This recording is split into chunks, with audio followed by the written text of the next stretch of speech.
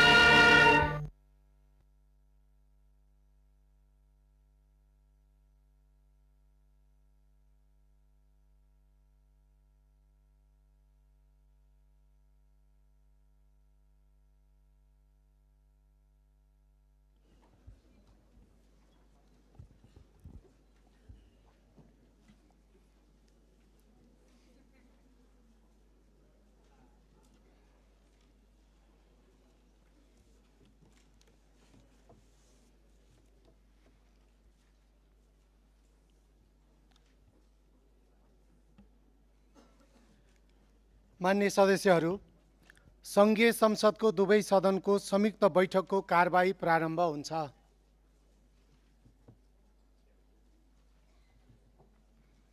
मान्य सदस्यहरू, अब सङ्घीय संसदको संयुक्त बैठक र संयुक्त समिति कार्य सञ्चालन नियमावली 2080 को नियम 5 बमोजिम माननीय अर्थमन्त्री डाक्टर स्वर्णिम वाग्लेलाई आर्थिक वर्ष 2083-84 को राजस्व र व्ययको वार्षिक अनुमान प्रस्तुत गर्न अनुमति दिन्छु।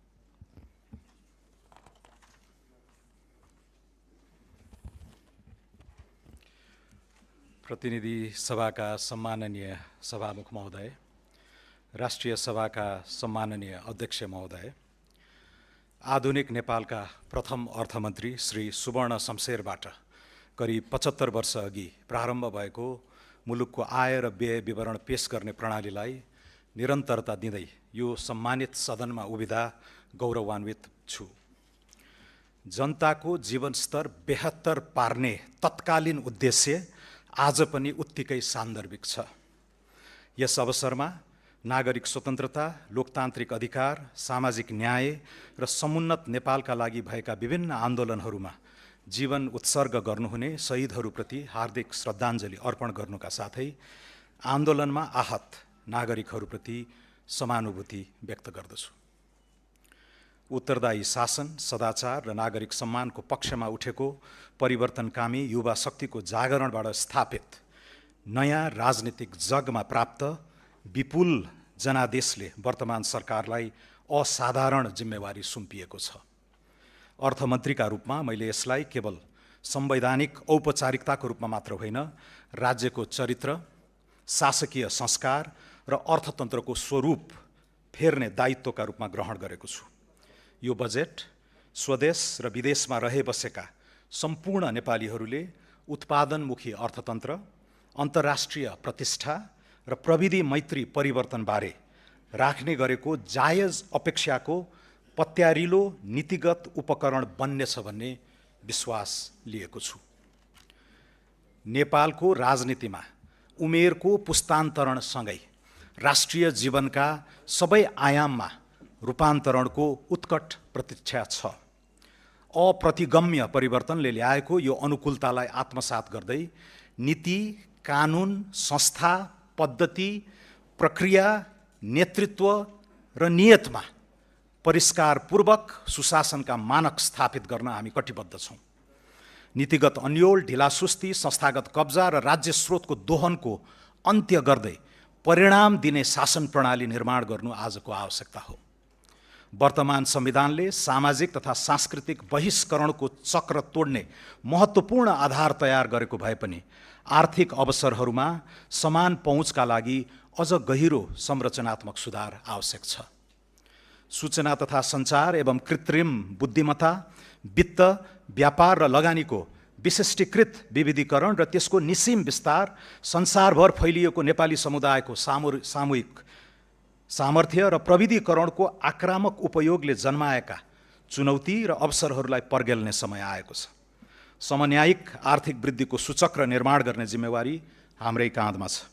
यस यात्रामा रचनात्मक सुझाव र सहकार्यका लागि सङ्घीय संसद, राज्यका सबै निकाय, नागरिक समाज तथा सम्पूर्ण नेपाली जनता समक्ष सरकारका तर्फबाट हार्दिक अनुरोध गर्दछु।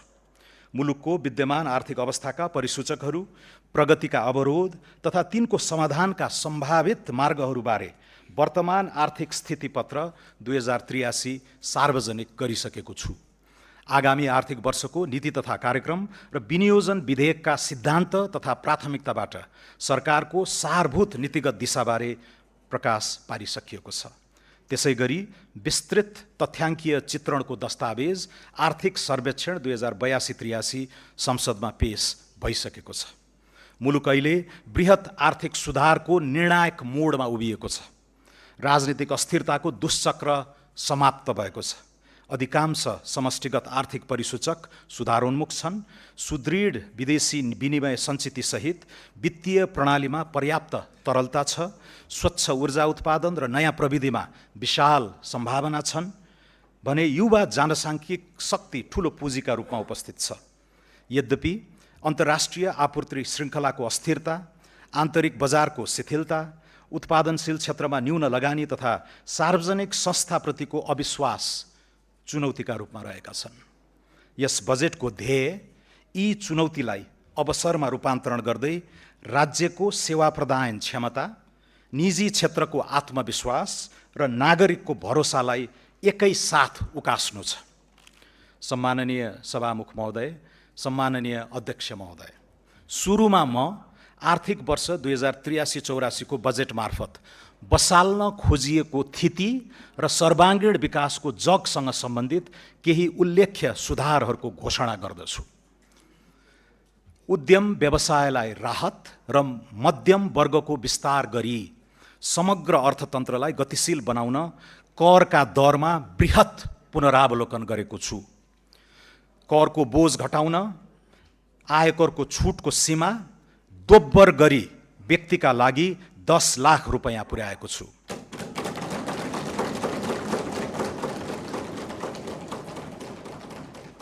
व्यक्तिगत आयकरको अधिकतम दरलाई 10% बिन्दुले घटाएको छु।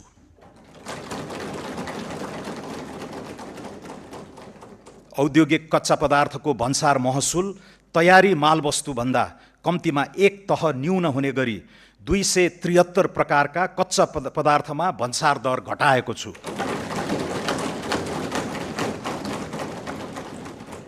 विद्यमान 11 तहको भन्सार दरलाई 7 तहमा सीमित गरेको छु। हाल 360 वस्तुमा लागि आएको अन्तशुल्क खारेज गरेको छु। भन्सार बिन्दुमा सङ्कलन हुने पूर्वाधार विकास कर, सडक मर्मत तथा सुधार दस्तुर जस्ता छरिएका करलाई एकीकृत गरी हरित करमा समाहित गरेको छु। प्राकृतिक व्यक्तिको मृत्यु पश्चातको अस्वैच्छिक निसर्ग एवं निकायमा भएको स्वामित्व परिवर्तनको कारणले नियन्त्रित निकायमा हुने स्वामित्व परिवर्तनमा आयकर ऐन 2058 को दफा 57 आकर्षित नहुने व्यवस्था गरेको छु। सूचीकृत कम्पनीका धितोपत्र बिक्री गर्दा लाग्दै आएको पुँजीगत लाभ कर अन्तिम हुने व्यवस्था गरेको छु। डिजिटल भुक्तानीको माध्यमबाट उपभोक्ताले गर्ने खरिदमा बिजक जारी हुँदाकै समयमा मूल्य अभिवृद्धि करको 10% छुट पाउने व्यवस्था कार्यान्वयन गर्नेछौँ। मूल्य अभिवृद्धि कर फिर्ता गर्ने प्रणाली स्वचालित बनाउनेछौँ। वस्तु वा सेवाको खरिद बिक्रीमा बिजक लिने दिने संस्कृति प्रोत्साहन गर्न लटरी जस्ता आकर्षक कार्यक्रम सुरु गरिनेछ। मूल्य अभिवृद्धि करमा बहुदरको सान्दर्भिकताबारे अध्ययन गरी सुझाव पेश गर्न उच्चस्तरीय सुझाव समिति गठन गर्नेछौँ। कर परिपालनलाई दण्ड होइन विकासको सहयात्री बनाउने नीति लिएका छौँ। कानुनी अस्पष्टता र करदाताको अज्ञानताका कारण लामो समयदेखि सिर्जित कर विवादलाई निरूपण गरी व्यावसायिक वातावरण तयार गर्न कर छुट तथा सहुलियत सम्बन्धी विशेष योजना ल्याएको छु। सरकार वा करदाता पक्षबाट अदालत वा न्यायिक निकायमा पुगी विचाराधीन रहेको कर विवाद समाधान गर्न निर्धारित कर रकममा 1% थप गरी तोकिएको म्यादभित्र बुझाएमा मुद्दा फिर्ता लिई शुल्क, जरिवाना, थप दस्तुर, विलम्ब शुल्क वा ब्याज मिनाहा हुने व्यवस्था मिलाएको छु। नेपाल सरकारको विद्यमान बोझिलो सङ्गठन संरचना अब चुस्त बन्नेछ। सङ्घीय मन्त्रालयको सङ्ख्या 22बाट 18 कायम भइसकेको परिप्रेक्ष्यमा विभाग कार्यालय र दरबन्दी कटौतीबाट बचत हुने रकमलाई प्रशासनलाई दक्ष बनाउन उपयोग गर्ने नीति लिएको छु। 31 निकाय खारेजी, 6 निकाय मर्जर, 6 निकाय हस्तान्तरण तथा 18 निकायको पुनर्संरचना गर्दैछौँ।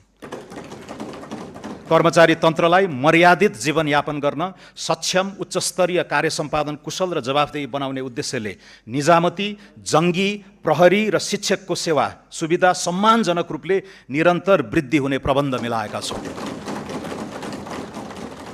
लागत न्यूनीकरण र दक्षता अभिवृद्धि संस्थागत सुधारको अर्को आयाम हुनेछ। यसका लागि अभूतपूर्व मितव्ययिता र विनियोजन कुशलता कायम गर्दै साधारण खर्च नियन्त्रण गर्नेछौँ। कार्यालय सञ्चालन खर्च उल्लेख्य रूपमा घटाएको छु। तालिम केन्द्र बाहिरका तालिम खर्च, क्यामेरा, टेलिभिजन लगायतका उपकरणमा विनियोजन हटाएको छु। विभिन्न कोष खडा गरी सुविधा दिने प्रचलन बन्द गर्नेछौँ। सम्बन्धित संस्थानका पदाधिकारी र कर्मचारीलाई सो संस्थानबाट उत्पादित वस्तु तथा सेवा खरिदमा प्रदान गरिएका छुट हटाएको छु। गाभिएका र खारेज भएका निकायको दरबन्दी मिलान र दायित्व व्यवस्थापन सम्बन्धी कार्य सम्पन्न नभएसम्मका लागि उक्त निकायलाई छुट्याएको रकम रोक्का गरेको छु। यी कदमबाट करिब 20 अर्ब बचत हुने प्रारम्भिक अनुमान छ। लगानी प्रवर्धन, आर्थिक सुधार र सहज सेवा प्रवाहको समुचित नीतिगत तथा कानुनी प्रबन्ध गरिनेछ। यसका लागि दर्जनौं ऐन, नियम, कार्यविधि र निर्देशिकाको निर्माण, प्रतिस्थापन वा परिमार्जन गर्नेछौँ। यसअघि नै घोषणा गरिएका 15वटा कानुन तुरुन्त खारेज गर्न केही नेपाल ऐन संशोधन विधेयक संसदमा प्रस्तुत गर्नेछौँ।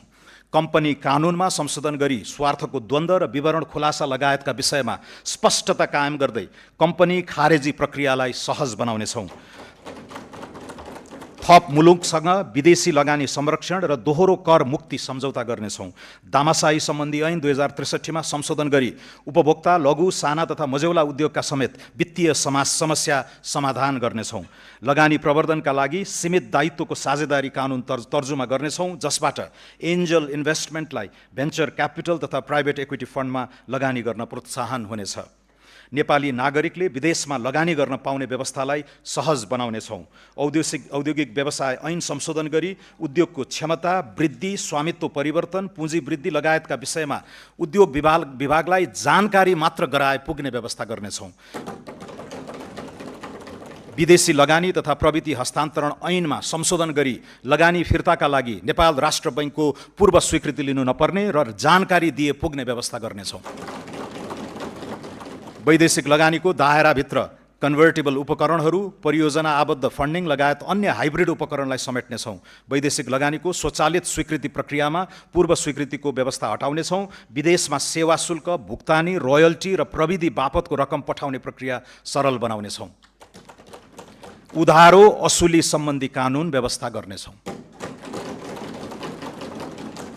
बौद्धिक सम्पत्ति संरक्षण सम्बन्धी कानुन छिट्टै निर्माण गर्नेछौँ। विगतको समग्र आर्थिक गतिविधिलाई विश्लेषण गरी व्यक्ति तथा व्यवसायीको साख मूल्याङ्कनका आधारमा कर्जा दिन सक्ने व्यवस्था गर्नेछौँ। व्यापारिक विवादको शीघ्र समाधानका लागि छुट्टै न्यायाधिकरण स्थापना गर्नेछौँ। मेलमिलाप ऐनमा सुधार गर्नेछौँ। गैर आवासीय नेपालीलाई धितोपत्रको दोस्रो बजारमा सहभागी गराउन विदेशी लगानी स्वीकृति, लगानीको लेखाङ्कन, नाफा फिर्ता र पुँजीगत लाभकर सम्बन्धी कानुनी व्यवस्थामा परिमार्जन गर्नेछौँ। मुलुकी देवानी संहिता 2074मा संशोधन गरी नेपालमा लगानी गर्ने विदेशी लगानीकर्ता, अन्तर्राष्ट्रिय सङ्घ संस्था, बहुराष्ट्रिय कम्पनीका शाखा वा आवास प्रयोजनका लागि जम्मा एकाइको 25% भन्दा नबढ्ने गरी आवास क्षेत्रका भवन वा सरकारले तोकेको स्थानमा अपार्टमेन्ट दीर्घकालीन लिजमा लिन सक्ने व्यवस्था गर्नेछौँ। साना तथा मझौला उद्योगीलाई वित्तीय पहुँच सुनिश्चित गर्न फर्स्ट लस रिकभरी हुने गरी कर्जा सुरक्षण गर्नेछौँ। कार्यगत सुधारको आक्रामक श्रृङ्खला सुरु गरी पुँजीगत खर्चको गति र लय फेर्न प्रतिबद्ध छौँ। खरिद प्रक्रियामा सुधार, रकमान्तरसहित स्रोत व्यवस्थापनमा लचकता, वैकल्पिक वित्त परिचालन एवं आयोजना प्रमुखको स्थिरता सुनिश्चित गरी तोकिएको लागत र समयमै आयोजना सम्पन्न गर्न मिसन मोडमा काम गराउनेछौँ। चालु आर्थिक वर्षभित्रै विकास आयोजना सम्बन्धी सनसेट कानुन संसदमा पेश हुनेछ। मोबिलाइजेसन पेस्कीको रकम सम्बन्धित आयोजनामा मात्र खर्च गर्न पाउने गरी ट्र्याकिङ गर्ने व्यवस्था मिलाउनेछौँ। हाइब्रिड एन्युइटी मोडलमा निर्माण गर्न सकिने पूर्वाधार आयोजनाको प्रारम्भिक पाइपलाइन 3 महिनाभित्र तयार हुनेछ। मध्यपूर्वको द्वन्द्वबाट इन्धन, बिटुमेन लगायत निर्माण सामग्रीमा भएको मूल्य वृद्धिबाट निर्माण व्यवसायीलाई परेको कठिनाइको सम्बोधन गर्नेछौँ। सफा सहर, सहज यातायात र सुरक्षित सडक चलायमान अर्थतन्त्रको अभिन्न अङ्ग बनाउनेछौँ। सडक यातायात, खानेपानी, सरसफाई र आर्थिक पहुँच पूर्वाधारलाई एकीकृत रूपमा विकास गर्नेछौँ। आगामी 5 वर्षभित्र सबै जिल्ला सदरमुकाम जोड्ने सडक तथा पुलको स्तरोन्नति गर्नेछौँ। यात्रा सुरक्षा र सडक स्तर सुधार गरी दुर्घटनाबाट हुने मानवीय क्षतिलाई न्यूनीकरण गर्नेछौँ। विकास र वातावरण बीच द्वन्द्व होइन, सामञ्जस्य स्थापित गर्नेतर्फ सरकार सचेष्ट रहनेछ। यसका लागि वातावरण संरक्षण ऐन 2076 र वन ऐन 2076 परिमार्जन गरिनेछन्। स्वीकृत वातावरणीय प्रभाव मूल्याङ्कन प्रतिवेदनमा उल्लेखित वनको क्षेत्रफल वा कटान हुने रुखको सङ्ख्या घटेको अवस्थामा पूरक वातावरणीय प्रभाव मूल्याङ्कन गर्न नपर्ने व्यवस्था गर्नेछौँ। वन क्षेत्रको स्वीकृति र रुख कटानको आदेशसम्मका निर्णयको बहुशृङ्खलालाई उल्लेख्य रूपमा घटाउनेछौँ। नवीन एवं वैकल्पिक वित्तीय उपकरणको प्रबन्ध मार्फत सरकारको वित्तीय चाप घटाइनेछ। यस क्रममा सरकारको ब्यालेन्स सिट बाहिरबाट नै पुँजी परिचालन गरी सार्वजनिक लगानी एवं प्रविधि भित्र्याउन नयाँ वित्तीय उपकरण प्रस्ताव गरेको छु। पूर्वाधारमा निजी लगानी परिचालन गर्न वैकल्पिक विकास वित्त कोष सम्बन्धी कानुन प्रतिनिधि सभाबाट पारित भइसकेको छ। अन्तर्राष्ट्रिय बजारमा नेपाली मुद्रामै अफसोर बन्ड शीघ्र जारी हुनेछ।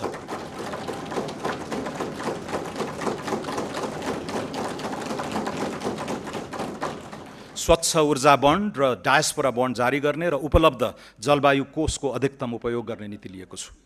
हाल वैदेशिक मुद्राको सुविधाजनक सञ्चिति रहेको अवस्थामा केही प्रतिशत रकम सभरेन वेल्थ फन्डका रूपमा परिचालन गर्ने नीति लिएका छौँ।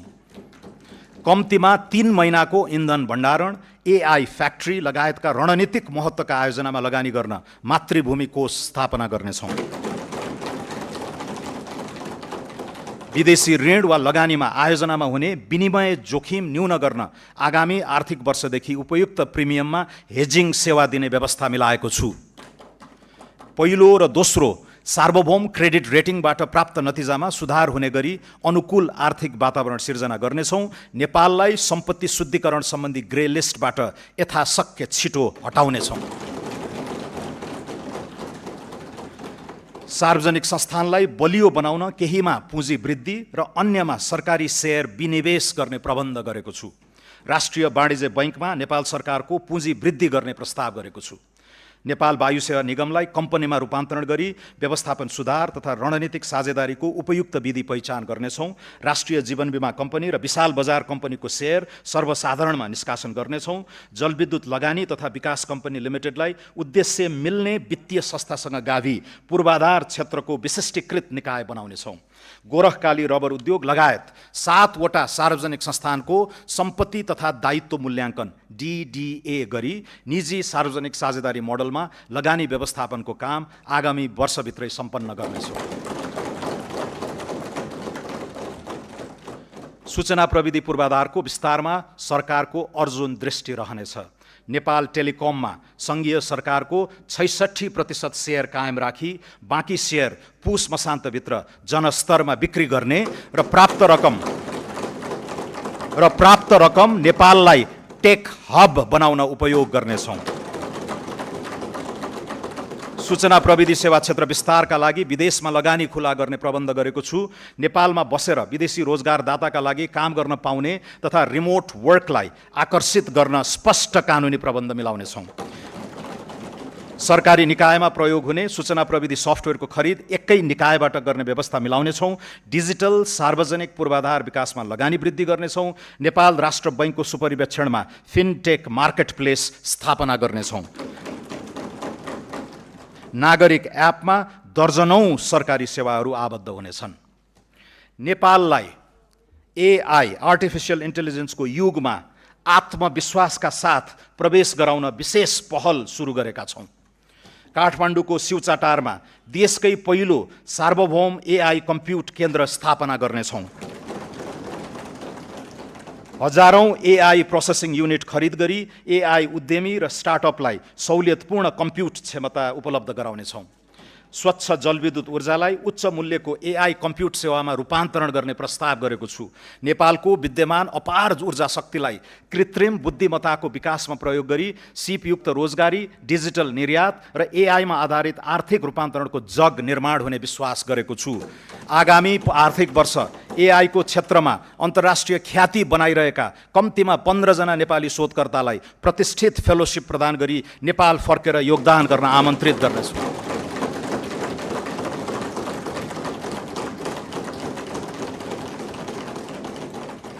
AI को युगमा महत्त्वपूर्ण भूमिका हुने गणित लगायतका शैक्षिक विधालाई उच्च प्राथमिकता दिनेछौँ। लामो समयदेखि थातिरहेको नेपाल विद्युत प्राधिकरणको पुनःसंरचना सम्पन्न गरिनेछ। नेपाल विद्युत प्राधिकरणलाई विद्युत उत्पादन, प्रसारण र वितरण तथा व्यापारका लागि 3 छुट्टा छुट्टै कम्पनीमा विभाजन गर्नेछौँ। विद्युत खरिद सम्झौता भएका तर निर्माण सुरु नगरेका आयोजनाको अनुमति पत्र खारेज गरी टेक और पे विधिमा नयाँ PPA गर्ने प्रबन्ध गर्नेछौँ। 10 मेगावाट भन्दा कम क्षमताका विद्युत आयोजनाको तत्काल PPA गर्नेछौँ। सुक्खा याममा घटाघटमा विद्युत खरिद दर निर्धारण गरी खरिद सम्झौता गर्ने व्यवस्था मिलाउनेछौँ। निजी क्षेत्रलाई अन्तर्राष्ट्रिय बजारमा विद्युत व्यापार गर्न पाउने व्यवस्था मिलाउनेछौँ। प्रसारण लाइन बनाउने र व्हिलिङ चार्ज लिई विद्युत व्यापार गर्न सक्ने कानुनी व्यवस्था समेत मिलाउनेछौँ। जलविद्युत आयोजनाको अनुमति अवधिपछि आयोजनाको स्वामित्व नेपाल सरकारमा हस्तान्तरण हुँदा वनको जग्गा भोगाधिकार र रुख कटान बापतको शुल्क समायोजन गर्ने व्यवस्था मिलाउनेछौँ। ठुला तथा जलाशययुक्त आयोजनाको विकासका लागि निजी क्षेत्रलाई प्रोत्साहित गर्न प्रवर्धकले 100% रकम जलाशययुक्त आयोजनामा लगानी गर्ने सुनिश्चित गरेमा पहिलो वर्ष नै 40% सम्म सेयर सर्वसाधारणलाई बिक्री गर्न दिने नीति लिनेछौँ। सम्माननीय सभामुख महोदय, सम्माननीय अध्यक्ष महोदय, आर्थिक वृद्धिको उत्तम सम्भावना भएका ग्रामीण एवं शहरोन्मुख क्षेत्रको चतुर्दिक प्रादेशिक विकासमा लगानी बढाउनेछौँ। यस्ता क्षेत्रलाई ग्रोथ पोल र क्वाडका रूपमा विकसित गर्न नीतिगत र भौतिक पूर्वाधारको एकीकृत योजना कार्यान्वयन गर्नेछौँ। सुनकोशी मरिन डाइभर्जनबाट सिञ्चित हुने 1,22,000 हेक्टर कमान्ड क्षेत्रलाई आधार बनाउँदै हुलाकी र पूर्व पश्चिम राजमार्ग विस्तारका बाँकी काम सम्पन्न गरी कृषि र उद्योग क्षेत्रको मध्य मधेस चतुर्भुज क्वाड्राङ्गल बनाइनेछ। मध्य पहाडी, पुष्पलाल लोकमार्ग, कर्णाली राजमार्ग, भेरी कोरिडोर र रारादेखि जुम्ला हुँदै फोक्सुन्डोसम्मको कर्णाली चतुर्भुजमा जडीबुटी, जलविद्युत, पर्यटन र खानीजन्य क्रियाकलापले प्रश्रय पाउने व्यवस्था मिलाइनेछ। पूर्व पश्चिम राजमार्गको बुटवल नारायणघाट खण्ड र मुगलिन दमौली पोखरा खण्ड शीघ्र सम्पन्न गर्नेछौँ। सिद्धार्थ राजमार्गको अन्तर्राष्ट्रिय स्तरको रूपान्तरण सुरु गरी कालीगण्डकी सभ्यताको उद्गम क्षेत्रलाई तीर्थाटन र स्वच्छ उद्यम व्यवसाय केन्द्रित गण्डकी चतुर्भुज बनाउनेछौँ। त्रिवेणी धाम, देवघाट, रुरु क्षेत्र, कागबेनी, मुक्तिनाथ र दामोदर कुण्डलाई एकीकृत गर्दै शालिग्राम पथ विकास गर्नेछौँ। लुम्बिनी मुक्तिनाथ धार्मिक सांस्कृतिक मार्गमा आधारित निर्माण पथ प्रवर्धन गर्दै ध्यान, साधना, योग, बौद्ध, वैदिक दर्शन तथा मनाङ, मुस्ताङ र म्याग्दीको हिमाली सांस्कृतिक अनुभवलाई एकीकृत गर्नेछौँ। मध्य पहाडी राजमार्गसँग ओलाङचुङगोला, किमाथाङका, तातोपानी, रसुवागढी, कोरला, हिल्सा जस्ता उत्तरी पर्या व्यापारिक गन्तव्यहरूसँग जोड्ने लक्ष्य राखेका छौँ। कोशी टप्पुदेखि कञ्चनजङ्घासम्मको क्षेत्रलाई समेटी जैविक विविधता संरक्षण र स्वच्छ ऊर्जा विकास केन्द्रित कोशी कोरिडोरको योजना अगाडि बढाउनेछौँ। रामा रोशन, खप्तड, बडी मालिका, शैलेश्वरी, उग्रतारा र मल्लिकार्जुन क्षेत्र समेटी सुदूरपश्चिममा विशिष्ट पर्यटकीय चतुर्दिक विकास अगाडि बढाउनेछौँ।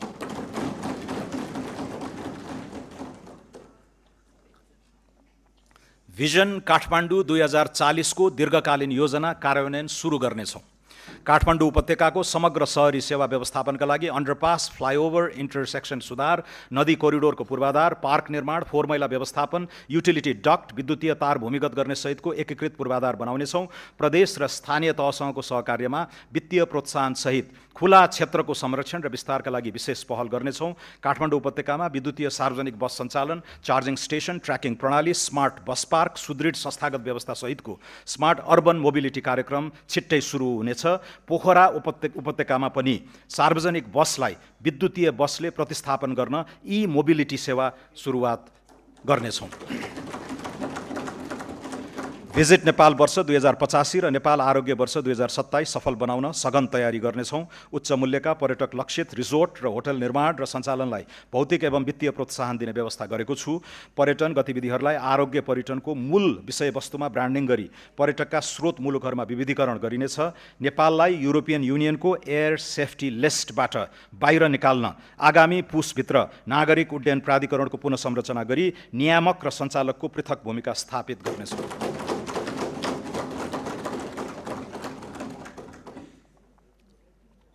कृषि क्षेत्रको पुनरुत्थान सरकारको शीर्ष प्राथमिकतामा रहेको छ। कृषि उत्पादन, प्रशोधन, वितरण र बजारीकरणको सम्पूर्ण इकोसिस्टममा सुधार गर्नेछौँ। व्यावसायिक कृषकलाई आकर्षित गर्ने र कृषिमा उत्पादकत्व वृद्धि गर्न प्रोत्साहित गर्ने नीति लिई कृषिलाई सम्मानजनक र लाभमुखी व्यवसायका रूपमा रूपान्तरण गर्नेछौँ। न्यूनतम 2 करोडसम्म कृषि तथा पशुजन्य उत्पादनका लागि प्रारम्भिक पुँजी लगानी गर्ने कृषकलाई सरकारले 40% प्रोत्साहन अनुदान उपलब्ध गराउने पाइलट कार्यक्रमको तयारी गरेको छु। उत्पादन सुरु भएको मितिबाट लगातार 4 वर्षसम्म यस्तो अनुदान वार्षिक 10% दरले शोध भर्ना हुनेछ। वास्तविक कृषकलाई उन्नत बिउ, मल, सिँचाइ, विद्युत तथा कृषि बिमामा सहयोग उपलब्ध गराउँदै कृषि अनुदानको दुरुपयोग रोक्नेछौँ। कृषि र पशु बिमामा 80% प्रिमियम अनुदान उपलब्ध गराउँदै अन्य अनुदान क्रमशः हटाउँदै लैजाने दिशा तय गरेको छु।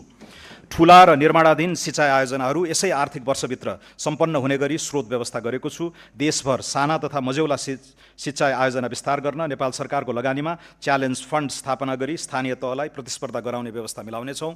किसानबाट सिधै कृषि उपज खरिद गर्दा सहुलियतपूर्ण ऋण, ब्याज अनुदान जस्ता सहुलियत उपलब्ध गराउने नीति लिएको छु। दुर्गम क्षेत्रमा स्थापना हुने र अर्ग्यानिक, उच्च मूल्य र बौद्धिक सम्पत्तियुक्त जीआई वस्तुको प्रशोधन गर्ने उद्योगलाई उत्पादन र ब्रान्डिङमा सहयोग उपलब्ध गराउनेछौँ। कृषि सेवा प्रणालीलाई किसान केन्द्रित सेवा प्रणालीमा रूपान्तरण गरी पुनः संरचना गर्नेछौँ। वर्षैभरि कृषि प्राविधिक सेवा, डिजिटल कृषि सूचना तथा निजी सेवा प्रदायक मार्फत कृषकको घर दैलोमै कृषि सेवा पहुँच विस्तार गर्न प्रत्येक स्थानीय तहमा आवश्यक प्राविधिक जनशक्ति परिचालन गर्नेछौँ। देशभरिका कृषि अनुसन्धान तथा विकास केन्द्रहरूलाई पुनरुत्थान गरी उन्नत बिउ विकास, स्थानीय हावापानी अनुकूलको जात, कृषि जैविक प्रविधि तथा उत्पादकत्व वृद्धि केन्द्रित अनुसन्धानलाई प्राथमिकतामा राखेको छु। कृषि उपजको उचित मूल्य मूल्य सुनिश्चितता, किसान र क्रेताबीच करार, अनुदान तथा नियमन सहितको कानुनी व्यवस्था गर्न कृषि विधेयक संसदमा शीघ्र पेश गर्नेछौँ।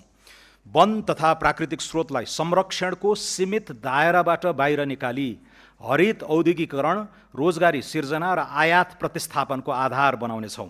दिगो काठ उत्पादन, वनमा आधारित उद्योग, जडीबुटी तथा गैर काष्ठ वन पैदावारको प्रशोधन र हरित उद्यम प्रवर्धन गर्नेछौँ। स्वदेशी काठ उद्योगको प्रतिस्पर्धात्मक अभिवृद्धि गर्न विकास निर्माणका क्रममा सङ्कलित कच्चा काठको बिक्री मूल्य पुनरावलोकन गर्नेछौँ। वन पैदावारको कटानी, सङ्कलन, ढुवानी र बिक्री वितरण सम्बन्धी अनुमति प्रणालीलाई पूर्ण डिजिटल तथा एकद्वार प्रणालीमा रूपान्तरण गरी प्रक्रियागत झन्झट हटाउनेछौँ। सामुदायिक वन उपभोक्ता समूहलाई उत्पादन, प्रशोधन, ब्रान्डिङ र उद्यम सञ्चालनमा थप स्वायत्तता प्रदान गर्नेछौँ। वन, वातावरण, उद्योग, ऊर्जा र पूर्वाधार सम्बन्धी कानुन तथा नीतिबीचको असङ्गति हटाउनेछौँ।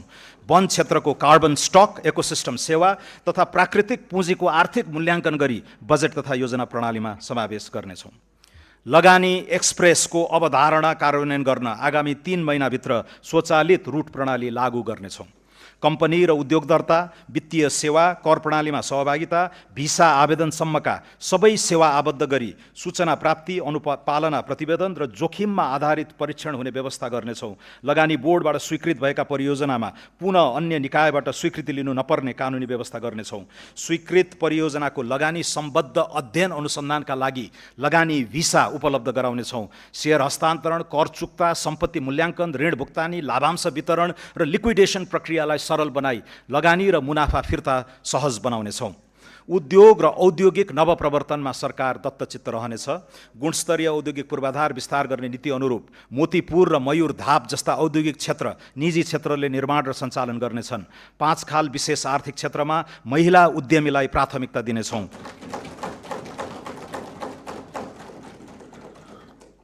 महिला उद्यमीलाई कर्जा प्रवाहमा थप सहुलियत प्रदान गर्नेछौँ। विशेष आर्थिक क्षेत्रलाई कर, भन्सार, आयात, निर्यात र लगानीको सम्पूर्ण निर्णय एकै थलोबाट हुने विशेष आर्थिक प्रशासन क्षेत्रको व्यवस्था मिलाउनेछौँ।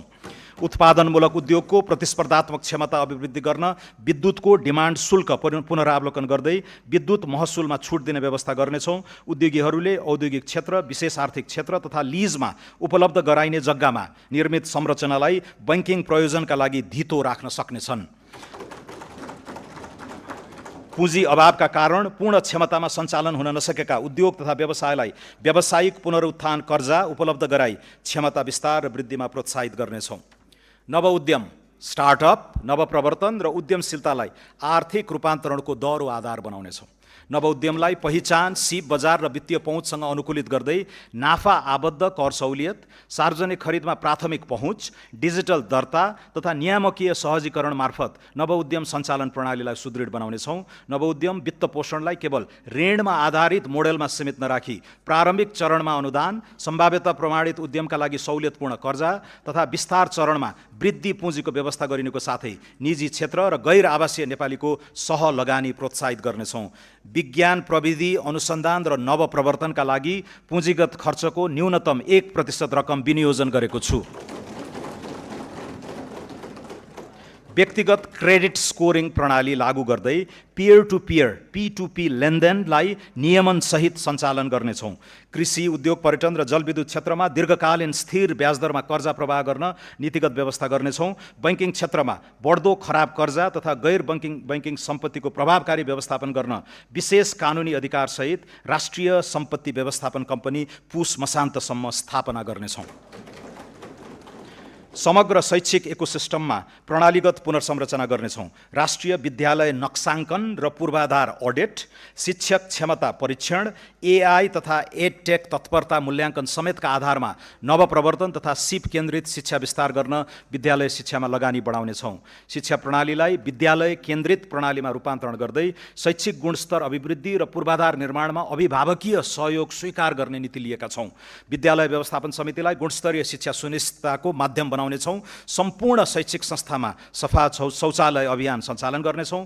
उच्च शिक्षालाई अनुसन्धान, नवप्रवर्तन, ज्ञान उत्पादन र राष्ट्रिय क्षमता निर्माणको केन्द्रका रूपमा पुनः संरचना गर्नेछौँ। चिकित्सा, नर्सिङ, सूचना प्रविधि लगायत उच्च शिक्षाका विभिन्न विधामा हाल लगाइएको कोटालाई चालु आर्थिक वर्षभित्र पुनरावलोकन गरी उल्लेख्य वृद्धि गर्नेछौँ। उद्योग तथा श्रम बजारसँग प्रत्यक्ष आबद्ध मागमा आधारित सिप प्रणाली विस्तार गर्नेछौँ। राष्ट्रिय योग्यता ढाँचा तथा पूर्व सिकाइ मान्यता लागू गरी प्रवासी अनौपचारिक तथा अनुभवी श्रमिकको सिपलाई औपचारिक मान्यता दिनेछौँ। पारिश्रमिक सहितको इन्टर्नसिप प्रणालीलाई संस्थागत गरिनेछ। यो बजेटले स्वास्थ्य सेवामा नीतिगत फड्को मार्ने लक्ष्य लिएको छु। दक्ष स्वास्थ्य जनशक्ति, प्रयोगशाला, अत्यावश्यक औषधि, डिजिटल स्वास्थ्य प्रणाली तथा प्रभावकारी रेफरल सेवा सहितका आधारभूत संस्थाहरूलाई स्वास्थ्य सेवाको प्रथम बिन्दु बनाउने दीर्घकालीन लक्ष्य लिएका छौँ। सरकारले निशुल्क उपलब्ध गराउने मध्ये कम्तीमा 25 प्रकारका औषधि उत्पादन गर्न नेपाल औषधि लिमिटेडलाई सक्षम बनाउनेछौँ। त्रिभुवन विश्वविद्यालय शिक्षण अस्पताल, चिकित्सा विज्ञान राष्ट्रिय प्रतिष्ठान र पाटन स्वास्थ्य विज्ञान प्रतिष्ठानलाई अन्तर्राष्ट्रिय स्तरको विश्वविद्यालयको रूपमा विकास गरी विदेशी विद्यार्थी समेतलाई शिक्षा प्रदान गर्न सक्षम बनाउनेछौँ। सार्वजनिक साझेदारी मोडल, पब्लिक पार्टनरसिप मोडल अन्तर्गत 7वटै प्रदेशका प्रमुख सरकारी अस्पताललाई चरणबद्ध रूपमा शिक्षण अस्पताल तथा विशिष्टीकृत स्वास्थ्य सेवा केन्द्रमा रूपान्तरण गरिनेछ।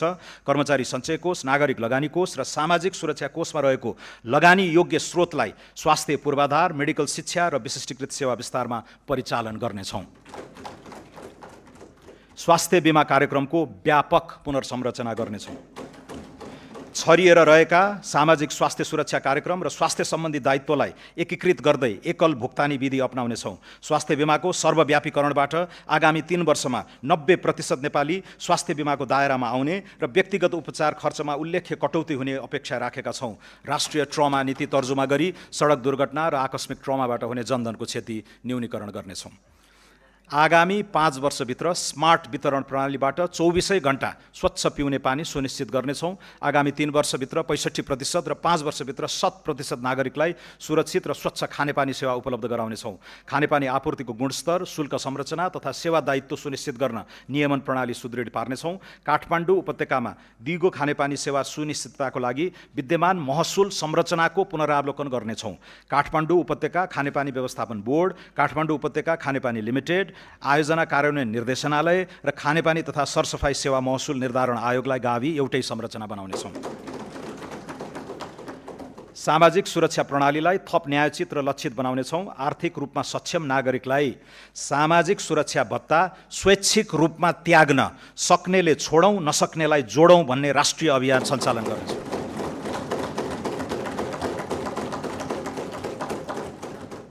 त्यस्तो योगदानलाई अन्तर्पुस्तागत न्याय र राष्ट्रिय ऐक्यबद्धताको उदाहरणका रूपमा सम्मान गर्नेछौँ।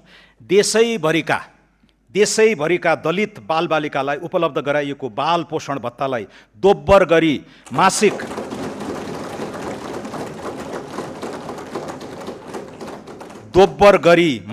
1000 रुपैयाँ बनाएको छु। उच्च गरिबी भएका र मानव विकास सूचकाङ्कमा पछाडि परेका मुख्यतः मधेस, कर्णाली र सुदूरपश्चिम प्रदेशका 25 जिल्लाका बालबालिकाले पाउने पोषण भत्तालाई निरन्तरता दिएको छु। श्रमिक र रोजगारदाता अनिवार्य रूपमा श्रम रजिस्ट्रीमा आबद्ध हुनुपर्ने व्यवस्था गर्नेछौँ। यसबाट सुरक्षा गार्ड र घरायसी कामदारका अतिरिक्त निर्माण, कृषि, आतिथ्य, ढुवानी तथा औद्योगिक श्रमिक आपूर्ति गर्न इजाजत प्राप्त संस्थाले प्रदान गर्ने बीमा, आवास र डिजिटल गुनासो व्यवस्थापन जस्ता सेवाको मापदण्ड निर्धारण हुनेछ। श्रम क्षेत्रमा लिखित सम्झौता, न्यूनतम ज्याला, बीमा, कार्यस्थल सुरक्षा मापदण्ड तथा बैंक मार्फत पारिश्रमिक भुक्तानी अनिवार्य गर्नेछौँ।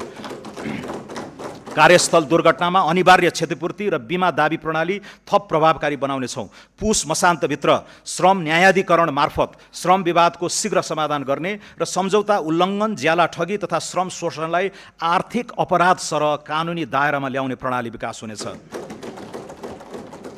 अनौपचारिक र असङ्गठित क्षेत्रमा कार्यरत श्रमिकलाई सामाजिक सुरक्षा प्रणालीमा आबद्ध गर्न विशेष अभियान सञ्चालन गर्नेछौँ।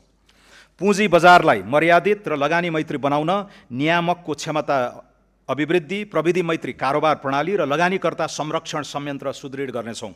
नेपाल स्टक एक्सचेन्जको पुनः संरचना अघि बढाई इन्ट्राडे, सर्ट सेलिङ र डेरिभेटिभ जस्ता उपकरणको चरणबद्ध सुरुवात गर्नेछौँ। शेयर कर्नरिङ, इन्साइडर ट्रेडिङ जस्ता पुँजी बजारमा हुने अवांछित गतिविधि विरुद्ध शून्य सहनशीलताको नीति लिनेछौँ। नेपालको धितोपत्र बजारमा सूचीकृत कम्पनीलाई तोकिएको प्रक्रिया पूरा गरी विदेशी धितोपत्र बजारमा सूचीकृत हुने गरी ग्लोबल डिपोजिटरी रिसिट जारी गर्न सक्ने व्यवस्था मिलाउनेछौँ। सौम्य शक्तिको विस्तार गर्दै डायस्पोराको सिप, पुँजी र सञ्जालको सदुपयोग गर्नेछौँ। प्रवासमा रहेका नेपाली नागरिकलाई लोकतान्त्रिक प्रक्रियामा आबद्ध गराई उनीहरूको मताधिकार सुनिश्चित गर्न कानुनी, प्राविधिक तथा प्रशासनिक पूर्वाधार तयारी गर्नेछौँ। भिसा प्रणालीमा व्यापक सुधार गरी लगानी मैत्री अध्यागमन व्यवस्थापन गर्न नयाँ विधेयक संसदमा पेश गर्नेछौँ। अति कम विकसित मुलुकको राष्ट्रसङ्घीय दर्जाबाट निस्कन हाल न्यूनतम योग्यता पुगेको भए पनि अर्को 2 वर्ष घनीभूत आर्थिक, सामाजिक, राष्ट्रिय पुनर्जागरणको आडमा नेपालको स्तरोन्नति गराउने निर्णय गरेका छौँ। त्यस्तो स्तरोन्नति अप्रतिगम्य होस् भन्ने चाहेका छौँ। राजनीतिक प्रणालीमा पारदर्शिता र उत्तरदायित्वको बलियो आधार निर्माण गर्नेछौँ। स्वस्थ लोकतान्त्रिक प्रतिस्पर्धालाई संस्थागत गर्न राष्ट्रिय मान्यता प्राप्त राजनीतिक दलहरूलाई पछिल्लो आम निर्वाचनमा प्राप्त मतको आधारमा सरकारी अनुदान दिने बारे बृहत राजनीतिक बहस गराउनेछौँ। यसरी उपलब्ध हुन सक्ने अनुदानको लेखा परीक्षण महालेखा परीक्षकले गर्ने व्यवस्था मिलाइनेछ। प्रमाणमा आधारित नीति निर्माण, कार्यान्वयन र अनुगमनलाई प्रभावकारी बनाउनेछौँ। शैक्षिक गुणस्तर परीक्षण केन्द्र, कृषि तथ्याङ्क प्रणाली तथा नेपाल राष्ट्र बैङ्क अन्तर्गत रहेको उपभोक्ता मूल्य सूचकाङ्क सम्बन्धी तथ्याङ्क प्रणाली लगायतलाई राष्ट्रिय तथ्याङ्क कार्यालय अन्तर्गत एकीकृत गरिनेछ। त्यसै गरी नीति अनुसन्धान प्रतिष्ठानलाई राष्ट्रिय योजना आयोग अन्तर्गत राखी सरकारको दीर्घकालीन सोच र नीति निर्माण गर्न सक्षम निकाय बनाउनेछौँ। सम्माननीय सभामुख महोदय, सम्माननीय अध्यक्ष महोदय, अब म क्षेत्रगत कार्यक्रम र विनियोजन प्रस्तुत गर्दछु।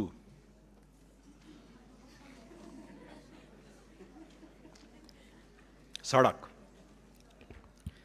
आगामी आर्थिक वर्ष करिब 1000 किलोमिटर सडक कालोपत्रे र 275 वटा सडक पुल निर्माण हुनेछ। 1028 किलोमिटर लामो पूर्व पश्चिम राजमार्गलाई 4 लेनमा स्तरोन्नति गर्ने कार्य 5 वर्षभित्र सम्पन्न गर्नेछौँ। यसै वर्ष कमला कञ्चनपुर र नारायणगढ बुटवल सडक खण्ड स्तरोन्नति कार्य सम्पन्न हुनेछ। आगामी वर्ष काकडभिट्टा लौकही, कमला बागमती, बुटवल गोरुसिङ्गे र धानखोला लमही खण्ड अन्तर्गत 80 किलोमिटर सडक स्तरोन्नति गर्नेछौँ। बागमती पथलया, नारायणगढ हेटौँडा र गोरुसिङ्गे चन्द्रौटा खण्डको स्तरोन्नति सुरु गर्नेछौँ। पकली कञ्चनपुर, चन्द्रौटा धानखोला र कोवलपुर गड्डा चौकी सडक खण्डको स्तरोन्नतिको अध्ययन सम्पन्न गर्नेछौँ। पूर्व पश्चिम राजमार्गको लागि रु 37 अर्ब 46 करोड विनियोजन गरेको छु। काठमाडौँ तराई मधेस द्रुत मार्गमा आगामी वर्ष 40 वटा पुल र 5.4 किलोमिटर सुरुङ निर्माण सम्पन्न गर्नेछौँ। द्रुत मार्गको लिङ्क रोड निर्माण सुरु गर्नेछौँ। यस मार्गको लागि रु 17 अर्ब 64 करोड विनियोजन गरेको छु। हुलाकी राजमार्ग आगामी 3 वर्षभित्र निर्माण सम्पन्न गर्नेछौँ। यस अन्तर्गत घना बस्ती भएको स्थानबाट राजमार्ग चौडा गर्ने कार्य सुरु गर्दै 8 वटा सडक पुल निर्माण सम्पन्न गर्नेछौँ। यस राजमार्गको लागि रु 4 अर्ब 65 करोड विनियोजन गरेको छु। कर्णाली राजमार्ग अन्तर्गत सुर्खेत जुम्ला गमगढी सडकको स्तरोन्नतिको लागि रु 1 अर्ब बजेट व्यवस्था गरेको छु। पुष्पलाल मध्य पहाडी राजमार्गको निर्माण आगामी 3 वर्षभित्र सम्पन्न गर्नेछौँ। यस अन्तर्गत 65 किलोमिटर सडक स्तरोन्नति र 5 वटा पुल निर्माण सम्पन्न गर्न रु 2 अर्ब 16 करोड विनियोजन गरेको छु। मदन भण्डारी राजमार्ग अन्तर्गत 25 किलोमिटर सडक कालोपत्रे गर्न र पुल निर्माण गर्न रु 1 अर्ब 46 करोड विनियोजन गरेको छु। आगामी 3 वर्षभित्र मुख्य राजमार्ग तथा रणनीतिक सडकमा निर्माणाधीन पुल सम्पन्न गर्नेछौँ। राष्ट्रिय राजमार्गमा पर्ने 40 वटा ठुला पुल निर्माण तथा स्तरोन्नति सम्पन्न गर्नेछौँ। राष्ट्रिय राजमार्ग तथा रणनीतिक सडक पुल, विशेष महत्त्वका पुल र स्थानीय सडक पुलका लागि रु 9 अर्ब 87 करोड विनियोजन गरेको छु। पृथ्वी राजमार्ग अन्तर्गत तनहुको आँबु खैरेनीदेखि पोखरासम्मको 4 लेन सडक निर्माण शीघ्र सम्पन्न हुनेछ। मुगलिङ आँबु खैरेनी खण्डको निर्माण कार्य सुरु गर्नेछौँ। नागढुङ्गा मुगलिङ खण्ड अन्तर्गत 40 किलोमिटर सडक स्तरोन्नति हुनेछ। नागढुङ्गा सुरुङ मार्ग आगामी साउनदेखि सञ्चालनमा ल्याउनेछौँ। यी सडक खण्डको लागि रु 6 अर्ब 55 करोड विनियोजन गरेको छु। कर्णाली कोरिडोरको 31 किलोमिटर कालोपत्रे एवं ग्राभेल गर्नेछौँ। त्यस्तै कालीगण्डकी कोरिडोरको 21 किलोमिटर कालोपत्रे हुनेछ। कोशी कोरिडोरको उत्तरी खण्डको 15 किलोमिटर कालोपत्रे गर्नेछौँ। यी 3 वटा कोरिडोरका लागि रु 6 अर्ब 25 करोड विनियोजन गरेको छु। गल्छी स्याफ्रुबेसी रसुवागढी सडक खण्डलाई स्तरोन्नति गर्न रु 1 अर्ब 35 करोड विनियोजन गरेको छु। सिद्धार्थ राजमार्गको बुटवल पोखरा खण्ड द्रुत मार्गका रूपमा निर्माण कार्य प्रारम्भ गर्नेछौँ। आगामी आर्थिक वर्षभित्र सिद्धबाबा सुरुङ मार्ग सम्पन्न हुनेछ। महाकाली कोरिडोरको दार्चुला टिङ्कर खण्डको ट्र्याक खोल्ने कार्यलाई विशेष प्राथमिकता दिएको छु।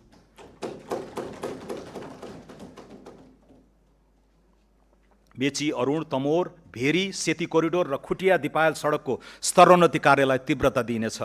काठमाडौँ चक्रपथ विस्तार अन्तर्गत कलङ्की वसुन्धरा खण्ड विस्तार कार्य सुरु गर्नेछौँ। वसुन्धरा चाबैल कोटेश्वर खण्डको डिजाइन सम्पन्न गर्नेछौँ। टोखा छहरे सुरुङ मार्गको विस्तृत सम्भाव्यता अध्ययन गर्नेछौँ। कर्णालीको जनजीवनलाई सहज गर्न जाजरकोटको मुलसामदेखि जुम्लाको टोप्ला सुरुङ मार्गको सम्भाव्यता अध्ययन गर्नेछौँ। खुरकोट चियाबारी, थानकोट चितलाङ, मजेमटार शक्तिखोर र चिसापानी बबई सुरुङ निर्माण सम्बन्धी अध्ययन गर्नेछौँ। प्रमुख सडक चोकमा ट्राफिक सङ्केत, चोक सुधार, सडक रेखाङ्कन, क्र्यास ब्यारियर र डिभाइडर जडान तथा मर्मतलाई निरन्तरता दिई सडक सुरक्षाका लागि रु 2 अर्ब 46 करोड विनियोजन गरेको छु। बर्दिवासदेखि काठमाडौँ तराई मधेस द्रुत मार्ग प्रस्थान बिन्दुसम्मको रेल मार्ग निर्माण कार्य अगाडि बढाउनेछौँ। निर्माणाधीन बथनाहा विराटनगर तथा जनकपुर जयनगर बर्दिवास रेलमार्गको बाँकी कार्य सम्पन्न गर्न रकम विनियोजन गरेको छु। आगामी वर्षदेखि काठमाडौँ उपत्यका लगायतका प्रमुख सहरी सडकको नियमित मर्मत सम्भार गरी धुलो मुक्त एवं खाल्टाखुल्टी मुक्त बनाउनेछौँ।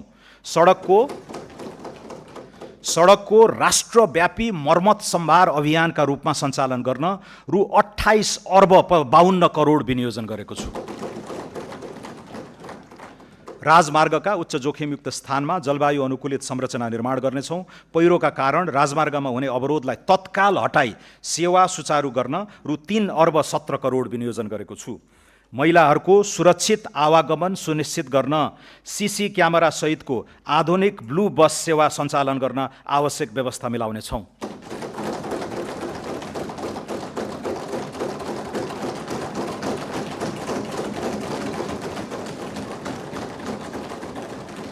सहरी विकास मध्य पहाडी लोकमार्ग आसपासका 12 स्थानमा पहिचानयुक्त सहर निर्माण गर्न जग्गा विकास र पूर्वाधार निर्माण कार्यलाई निरन्तरता दिन रु 1 अर्ब 83 करोड विनियोजन गरेको छु। देशका प्रमुख सहरहरूमा एकीकृत फोहोर मैला व्यवस्थापन, ढलमुक्त नदी अभियान र नदी किनारामा हरियाली प्रवर्धनका लागि रु 4 अर्ब 19 करोड विनियोजन गरेको छु। जेनजी आन्दोलनका क्रममा क्षति भएका सरकारी भवनको प्रबलीकरण तथा पुनर्निर्माण कार्यलाई प्राथमिकता दिनेछौँ। जाजरकोट तथा रुकुम पश्चिम लगायतका जिल्लामा भूकम्पबाट क्षतिग्रस्त निजी आवास र सरकारी भवन पुनर्निर्माण कार्य सम्पन्न गर्न आवश्यक स्रोत विनियोजन गरेको छु। हालसम्म सडक सञ्जालबाट नजोडिएका स्थानीय तहका केन्द्रलाई राष्ट्रिय राजमार्ग वा नजिकको प्रदेश राजधानीसँग सर्वयाम सञ्चालन हुने सडकमा जोड्ने गरी स्थानीय तह केन्द्र पहुँच सुधार कार्यक्रम अगाडि बढाउनेछौँ। नागरिकलाई आधारभूत यातायात सेवामा पहुँच बढाउन बढीमा 30 मिनटको पैदल यात्राको दूरी नबढ्ने गरी झोलुङ्गे पुल निर्माण गर्न रु 5 अर्ब 14 करोड बजेट विनियोजन गरेको छु। राष्ट्रिय आवास कम्पनी लिमिटेड अन्तर्गत आवासीय परियोजना सञ्चालन गर्न पहिलो चरणमा झापा जिल्लाको मेचीनगर नगरपालिकामा 100वटा भवन निर्माण गरी सर्वसाधारणलाई बिक्री वितरण गर्नेछौँ। सडक तथा सहरी पूर्वाधार विकासका लागि 286 अर्ब 48 करोड विनियोजन गरेको छु।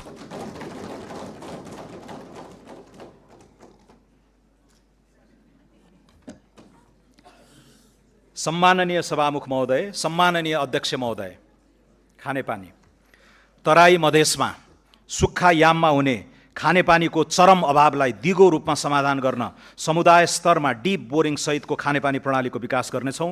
आर्सेनिक मुक्त तराई अभियान सञ्चालन गर्नेछौँ। तराई मधेसमा अधुरा रहेका 280वटा खानेपानी आयोजना सम्पन्न गर्न रु 2 अर्ब 50 करोड विनियोजन गरेको छु।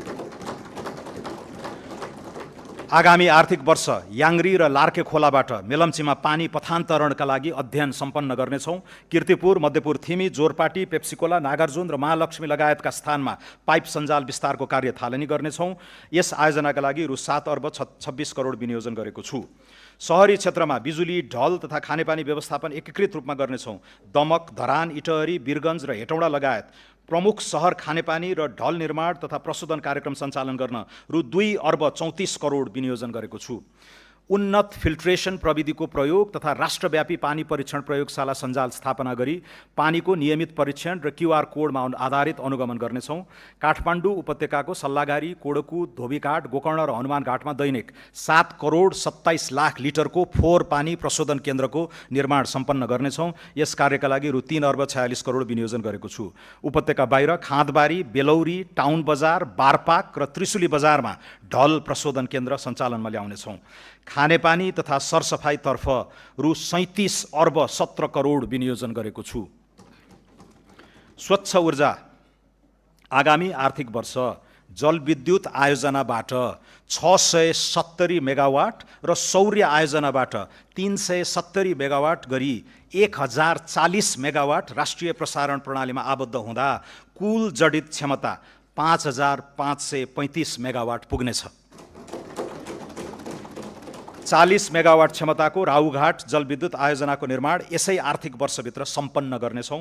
निर्माणाधीन तनहुँ जलाशययुक्त आयोजना, माथिल्लो मोदी ए, माथिल्लो मोदी, माथिल्लो त्रिशुली 3B र बुढीगङ्गा आयोजना निर्माणलाई तीव्रता दिनेछौँ। 1061 मेगावाटको माथिल्लो अरुण, 828 मेगावाटको उत्तर गङ्गा, 210 मेगावाटको चैनपुर सेती, 99 मेगावाटको तामाकोसी 5 र 77 मेगावाटको घुन्साखोला आयोजनाको वित्तीय व्यवस्थापन गरी ठेक्का प्रक्रिया सुरु गर्नेछौँ। 417 मेगावाटको नलगाड, 490 मेगावाटको अरुण 4 र 281 मेगावाटको नौमुरे आयोजनाको अध्ययन प्रक्रिया अगाडि बढाउनेछौँ। कर्मचारी सञ्चय कोषका सञ्चयकर्ता समेतको लगानीमा 439 मेगावाटको वेतन कर्णाली जलविद्युत आयोजना निर्माणका लागि ठेक्का प्रक्रिया सुरु गर्नेछौँ। 1200 मेगावाटको बुढी गण्डकी जलाशययुक्त आयोजना निर्माणका लागि अधिकार सम्पन्न प्राधिकरण मोडलमा निर्माण कार्य अगाडि बढाउनेछौँ। 670 मेगावाटको दुधकोशी जलाशययुक्त आयोजनाको फाइनान्सियल क्लोजर सम्पन्न गरी ठेक्का प्रक्रिया सुरु गर्नेछौँ।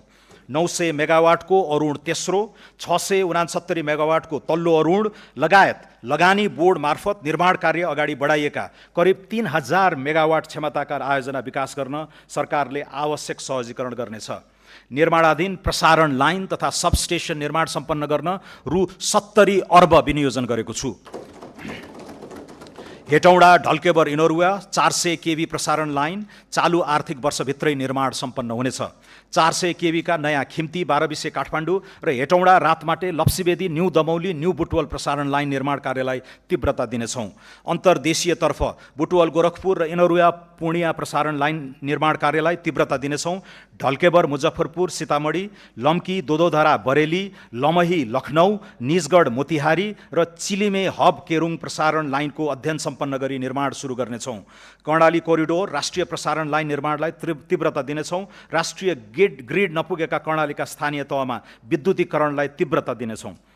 ग्रिन हाइड्रोजनको व्यावसायिक उत्पादनको प्रारम्भ गर्न हेटौडामा 2.5 मेगावाट क्षमताको ग्रिन हाइड्रोजन प्लान्टलाई पाइलट परियोजनाको रूपमा कार्यान्वयन गर्नेछौँ।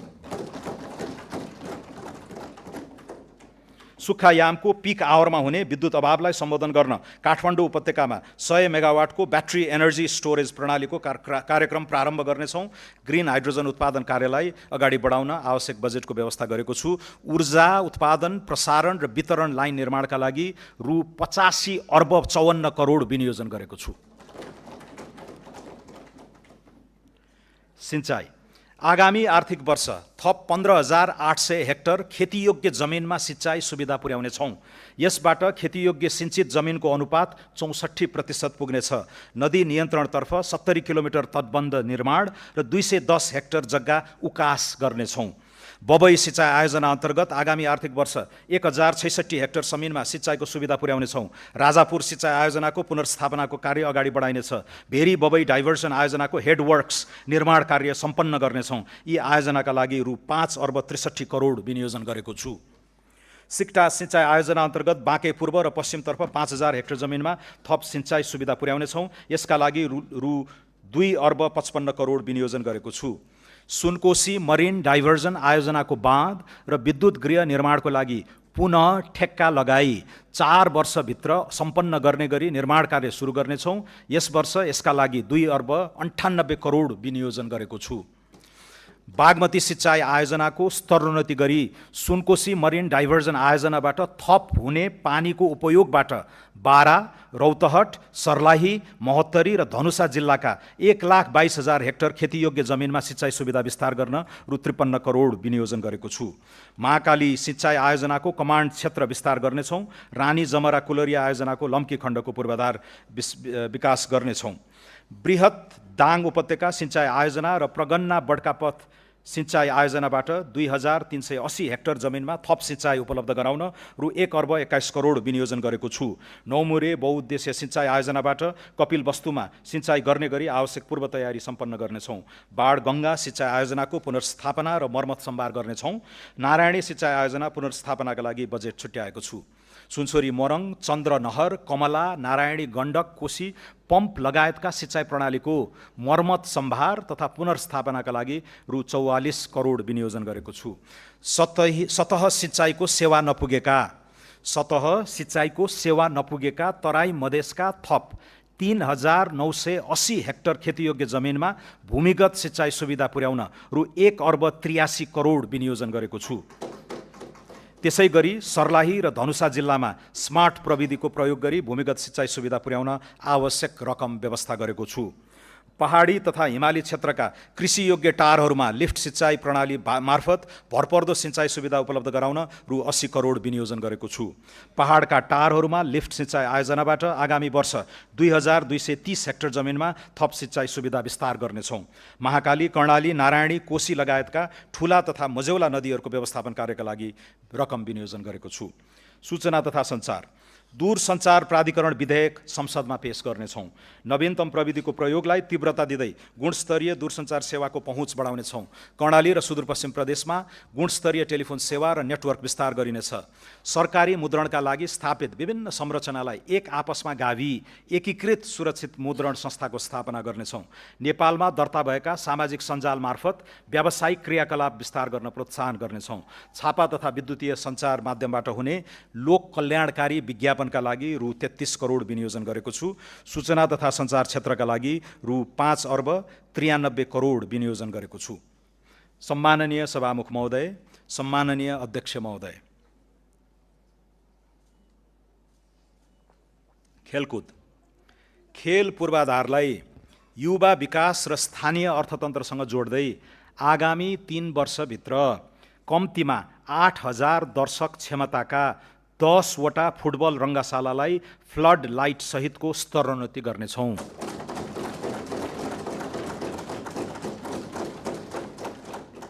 प्रमुख 8 सहरमा 5 वर्षभित्र आधुनिक क्रिकेट रङ्गशाला निर्माण गर्नेछौँ।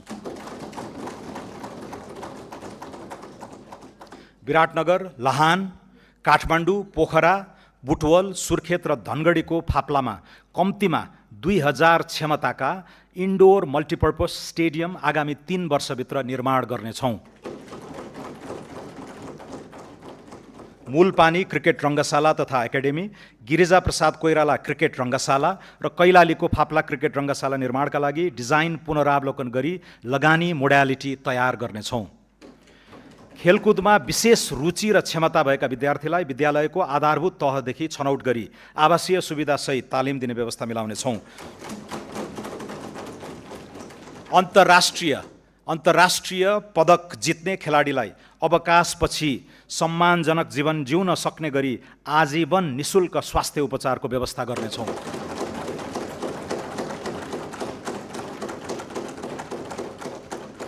सुर्खेतमा 10औं राष्ट्रिय खेलकुद सम्पन्न गर्न र मध्य प्रदेशमा प्रस्तावित 11औं राष्ट्रिय खेलकुदको लागि आवश्यक पूर्वाधार निर्माण गर्न रकम छुट्याएको छु। खेलकुद क्षेत्रको लागि रु 4,03 करोड विनियोजन गरेको छु। गुणस्तरीय शिक्षा मुलुकभरका सामुदायिक विद्यालयहरूको पूर्वाधार आवश्यकताको म्यापिङ गर्नका लागि रु 1 अर्ब विनियोजन गरेको छु।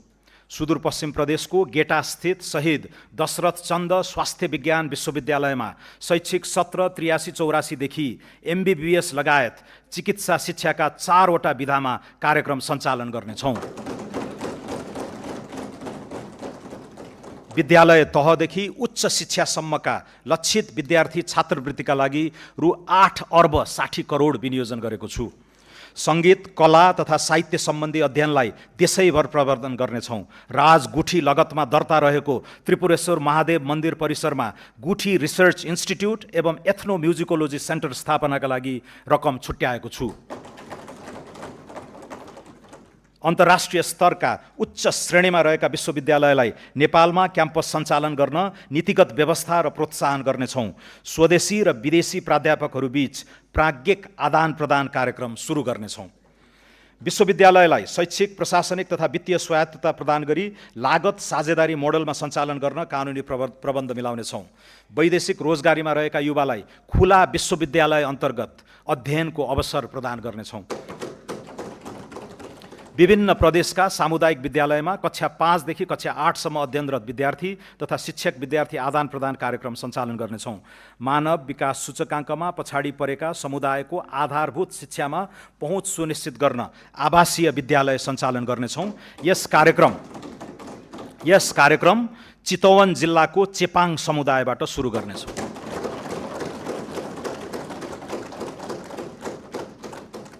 शिक्षा क्षेत्रका लागि 218 अर्ब 30 करोड विनियोजन गरेको छु।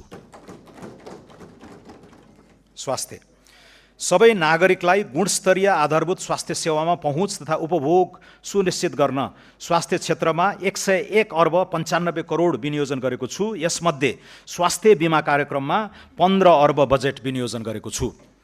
विपन्न नागरिक उपचार, आमा सुरक्षा कार्यक्रम, निशुल्क औषधि लगायत स्वास्थ्य सामाजिक सुरक्षाका कार्यक्रमका लागि रु 13 अर्ब 15 करोड विनियोजन गरेको छु। रोगको बदलिँदो प्रकृति र भार एवं लागत प्रभावकारिताका आधारमा आधारभूत स्वास्थ्य सेवाको प्याकेज परिमार्जन गर्नेछौँ। निर्माण सुरु भएका 336 आधारभूत अस्पताललाई आगामी 3 वर्षमा निर्माण सम्पन्न गर्नेछौँ। मानव विकास सूचकाङ्क कम भएका हरेक प्रदेशका एक स्थानीय तहको उपयुक्त स्थानमा आधारभूत अस्पताल निर्माण गर्ने र निर्माण सुरु नभएका अस्पतालहरूको हकमा वैज्ञानिक नक्साङ्कन पश्चात मात्र निर्माण गर्नेछौँ। आधारभूत अस्पताल सञ्चालन तथा पूर्वाधार निर्माणका लागि 5 अर्ब 90 करोड विनियोजन गरेको छु।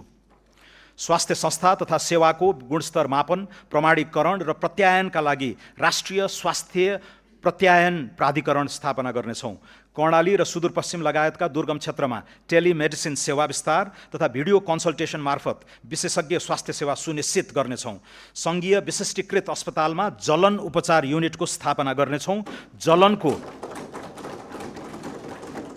जलनको सघन उपचारको लागि वीर अस्पताल र कीर्तिपुर अस्पतालको क्षमता विकास गर्नेछौँ।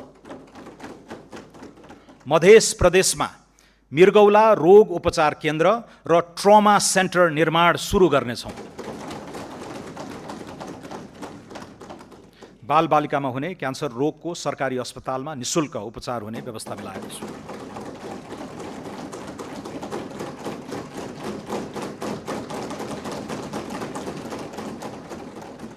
नागरिक स्तरबाट स्थापना भई अन्तर्राष्ट्रिय क्षेत्रमै ख्याति प्राप्त अनुकरणीय सर्वसुलभ स्वास्थ्य सेवा उपलब्ध गराउने स्वास्थ्य संस्थालाई प्रोत्साहित गर्नेछौँ। यस अन्तर्गत धुलीखेल सामुदायिक अस्पताल र काठमाडौँ इन्स्टिट्युट अफ चाइल्ड हेल्थको स्तरोन्नति गर्न बजेट विनियोजन गरेको छु। तिलगङ्गा आँखा प्रतिष्ठानलाई लेन्स उत्पादनमा प्रोत्साहित गर्न कर सहुलियत प्रदान गरेको छु। हाई अल्टिट्युड सिकनेस उपचार सेवा विस्तार गर्नेछौँ। महामारी रोकथाम एवं प्रतिकार्यका लागि प्रभावित क्षेत्रमा द्रुत प्रतिकार्य टोली परिचालन गर्नेछौँ। देशभित्र उत्पादन वा आपूर्ति हुने औषधि, रोग निदानात्मक र अन्य स्वास्थ्यजन्य खाद्यान्न सामग्रीहरूको गुणस्तर र नियमन सुनिश्चित गर्न फुड एन्ड ड्रग एडमिनिस्ट्रेसन स्थापना गर्नेछौँ। सम्पूर्ण स्वास्थ्य संस्थाहरूमा रियल टाइम अनुगमनका लागि एक नागरिक एक डिजिटल प्रोफाइल प्रणाली कार्यान्वयनमा ल्याउनेछौँ। सामुदायिक, सहकारी र निजी क्षेत्रको सहकार्यमा सबै स्वास्थ्य संस्थामा सुलभ फार्मेसी सञ्चालन गर्नेछौँ। राष्ट्रिय औषधि प्रयोगशालाको स्तरोन्नति गर्नेछौँ। बीपी कोइराला मेमोरियल क्यान्सर अस्पतालमा पीईटी स्क्यान, साइक्लोट्रोन मेसिन खरिद तथा जडान गर्न पुँजीगत अनुदानका लागि रु 32 करोड विनियोजन गरेको छु। राष्ट्रिय आयुर्वेद पञ्चकर्म तथा योग सेवा केन्द्र बुढानीलकण्ठ, राष्ट्रिय आयुर्वेद अनुसन्धान तथा तालिम केन्द्र कीर्तिपुर र पोखरा स्थित प्राकृतिक तथा वैकल्पिक चिकित्सा सहितको आयुर्वेद अस्पताल सञ्चालनमा ल्याई आयुर्वेद तथा वैकल्पिक चिकित्सा क्षेत्रलाई स्वास्थ्य पर्यटनसँग जोड्नेछौँ। मधेस प्रदेश स्थित नारायणी अस्पताल, गजेन्द्र नारायण सिंह अस्पताल र राम राजा प्रसाद सिंह स्वास्थ्य विज्ञान प्रतिष्ठानको पूर्वाधार विकास कार्य अघि बढाउनेछौँ। कर्णाली प्रदेशका दुर्गम स्थानहरूमा एयर एम्बुलेन्स सेवा सुरु गर्नेछौँ। नर्सिङ कर्मचारीको रात्रि ड्युटी भत्ता दोब्बर गरेको छु।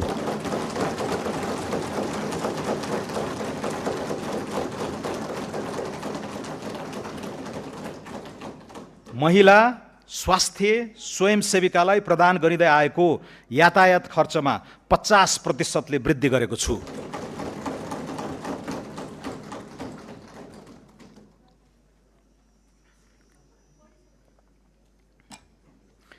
दलित समुदायको परम्परागत सिप संरक्षण, आय आर्जन, प्रविधि स्तरोन्नतिका क्रियाकलाप सहित एकीकृत रूपमा दलित केन्द्रित लगानी बढाउनेछौँ। देशैभरिका 5 वर्ष मुनिका दलित समुदायका बालबालिकाको पोषण सहायताका लागि रु 3 अर्ब विनियोजन गरेको छु।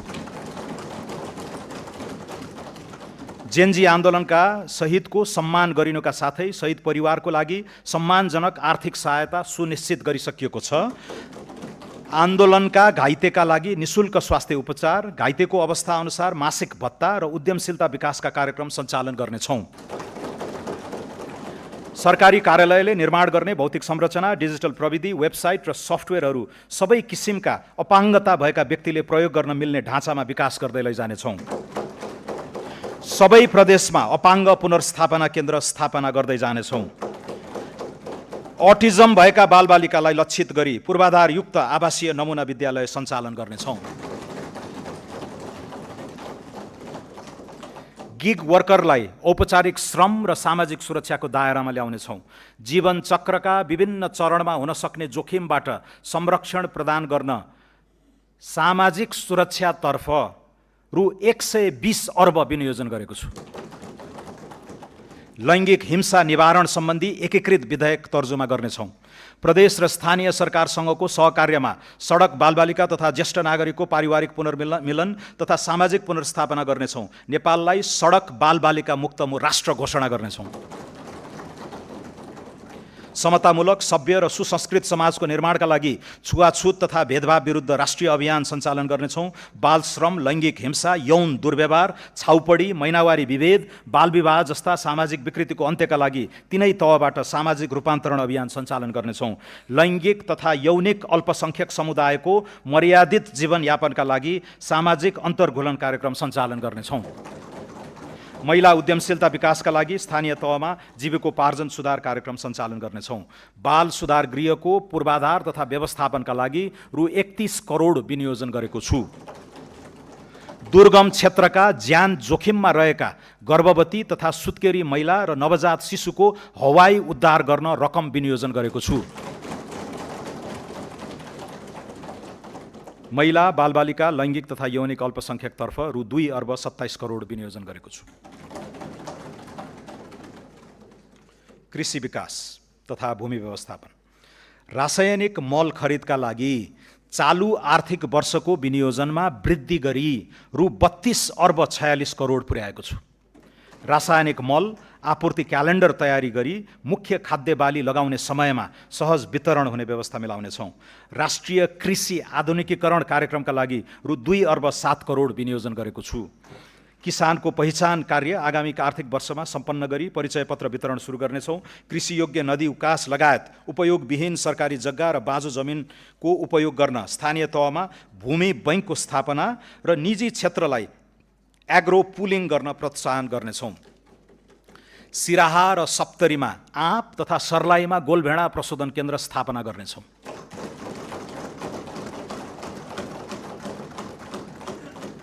कर्णालीमा स्याउ, ओखर लगायतको फलफुलको जोन सञ्चालन गर्ने र चिस्यान केन्द्र स्थापना कार्य अगाडि बढाउनेछौँ। उपयोग नभएको खेतीयोग्य व्यक्तिगत जमिनलाई व्यावसायिक कृषि कम्पनीको सेयरमा परिणत गरी कृषि तथा पशुपालन फर्म सञ्चालन गर्न प्रोत्साहित गर्नेछौँ। प्राङ्गारिक मल र हरियो मल प्रवर्धन गर्न स्थानीय तहलाई सशर्त अनुदान हस्तान्तरण गर्न रु 36 करोड विनियोजन गरेको छु। नेपाल विद्युत प्राधिकरण र निजी क्षेत्रको सहकार्यमा कम्पनी मोडलमा ग्रिन युरिया मल उद्योग सञ्चालन गर्न दिनेछौँ। निजी क्षेत्रबाट ग्रिन युरिया उत्पादन प्रवर्धन गर्न खरिद ग्यारेन्टी सम्झौता गरी सहुलियत दरमा विद्युत उपलब्ध गराउने व्यवस्था मिलाउनेछौँ। कृषि बिमाको प्रिमियममा दिइने अनुदान सहुलियतका लागि रु 2 अर्ब 19 करोड विनियोजन गरेको छु। किसानलाई वित्तीय पहुँच प्रदान गर्न र नगद प्रवाह व्यवस्थापन गर्न कृषि उपज भण्डारणको प्रमाणीकरणका आधारमा वेयरहाउस रिसिट फाइनान्सिङ गर्ने व्यवस्था मिलाउनेछौँ। पशु पन्छीमा लाग्ने रोग तथा महामारी नियन्त्रणका लागि आवश्यक पर्ने खोप निजी क्षेत्र समेतको सहभागितामा स्वदेशमै उत्पादन गर्नेछौँ। खोरेत लगायतका रोग नियन्त्रण गर्न रु 24 करोड विनियोजन गरेको छु। हुम्लाको हिल्सा स्थित सीमा नाकामा पशु क्वारेन्टिन स्थापना गर्नेछौँ। 35 वटा नगरपालिकाबाट जग्गा प्रशासन सम्बन्धी एकीकृत सेवा सुरुवात गर्नेछौँ। घर जग्गा खरिद बिक्रीलाई सहज बनाउन जग्गा धनी सङ्केत नम्बर जारी गरी घर जग्गा रोक्का फुकुवा खरिद बिक्री र राजस्व भुक्तानी अनलाइन प्रणालीबाट गर्नेछौँ। भूमिहीन दलित, भूमिहीन सुकुम्बासी र अव्यवस्थित बसोबासीको व्यवस्थापन गर्ने कार्य आगामी आर्थिक वर्षभित्रै सम्पन्न गर्ने व्यवस्था मिलाउनेछौँ।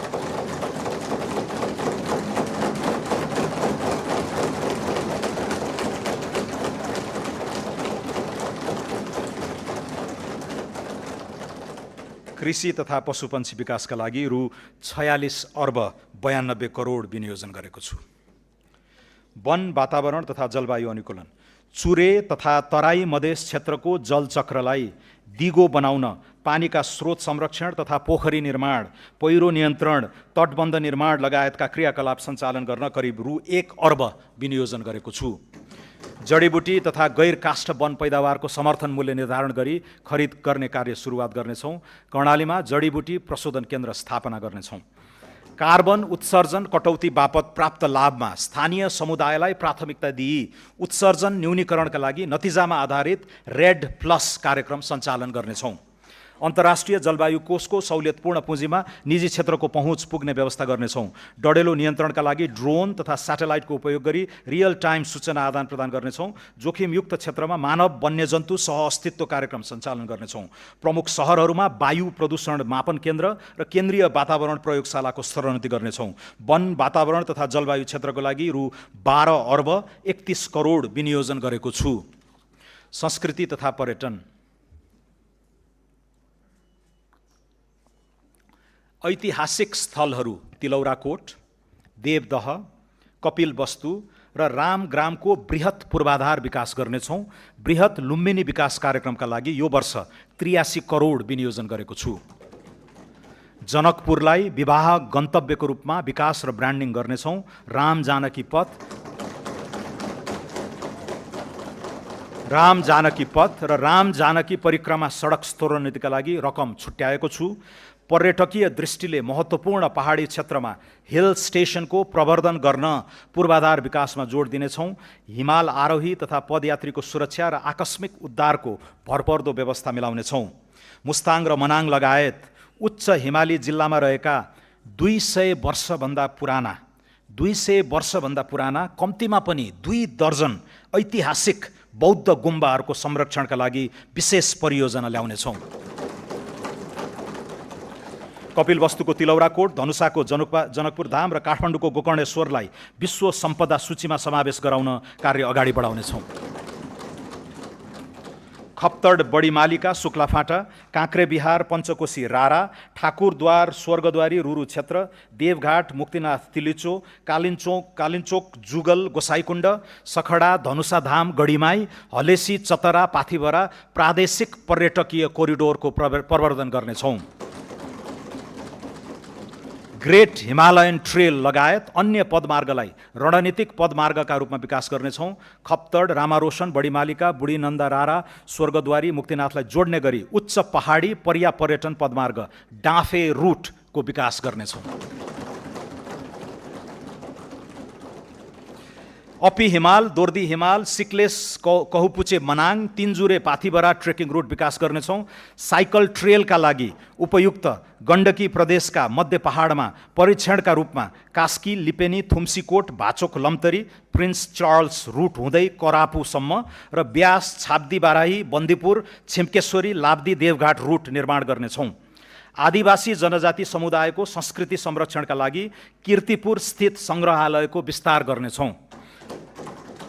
दलित समुदायको परम्परागत मौलिक सिप, कला तथा पेसाको प्रवर्धन गर्न मधेस, कर्णाली र सुदूरपश्चिमका सघन दलित बस्तीलाई लक्षित गरी नमुना होमस्टे सञ्चालन गर्नेछौँ। 6000 मिटरभन्दा बढी उचाइ भएका र हालसम्म नामकरण नगरिएका हिमाललाई मौलिक नामकरण गरी आरोहणका लागि विशिष्ट बजारीकरण गर्नेछौँ। नागरिक उड्डयन, त्रिभुवन अन्तर्राष्ट्रिय विमानस्थलको स्तरोन्नतिका लागि रु 1,53 करोड विनियोजन गरेको छु। निजगढ अन्तर्राष्ट्रिय विमानस्थलको निर्माण मोडालिटी 6 महिनाभित्र यकिन गर्नेछौँ। गौतम बुद्ध र पोखरा क्षेत्रीय अन्तर्राष्ट्रिय विमानस्थल सञ्चालनको व्यवस्थापनमा निजी क्षेत्रसँग सहकार्य गर्नेछौँ। भरतपुर विमानस्थललाई विस्तार गरी रात्रिकालीन उडान सञ्चालन गर्नेछौँ। प्रदेश सरकारसँगको सहकार्यमा सुर्खेत विमानस्थल विस्तार गर्नेछौँ। मुगुको ताल्चा र दाङको टरी गाउँ विमानस्थल स्तरोन्नति गर्नेछौँ। संस्कृति तथा पर्यटन क्षेत्रका लागि रु 7 अर्ब 34 करोड र नागरिक उड्डयन क्षेत्रका लागि रु 2 अर्ब 93 करोड विनियोजन गरेको छु। श्रम तथा वैदेशिक रोजगार, रिभर्स प्रवासनलाई प्रोत्साहन गर्दै विप्रेषणलाई उपभोगबाट उत्पादनशील प्रयोजनमा रूपान्तरण गर्न विप्रेषण लगानी मिलान कोष सञ्चालन गर्नेछौँ। वैदेशिक रोजगारीबाट फर्किएकाको ज्ञान, सिप र दक्षताको सदुपयोग गर्न रिटर्नी माइग्रेन्ट कार्यक्रम कार्यान्वयन गर्नेछौँ। युवाहरूलाई विभिन्न विषयगत छोटो अवधिका र कार्यस्थलमा आधारित तालिम सञ्चालन गरी सिपयुक्त बनाउनेछौँ। वैदेशिक रोजगारीलाई थप सुरक्षित एवं मर्यादित बनाउन श्रम सम्झौताको पुनरावलोकन तथा नयाँ गन्तव्य मुलुकसँग थप सम्झौता गर्नेछौँ। विदेशमा अलपत्र परेका नेपाली नागरिकलाई उद्धार गर्न र मृत्यु भएका श्रमिकको शव सहज रूपमा स्वदेश ल्याउने प्रबन्ध मिलाउन आवश्यक बजेट विनियोजन गरेको छु।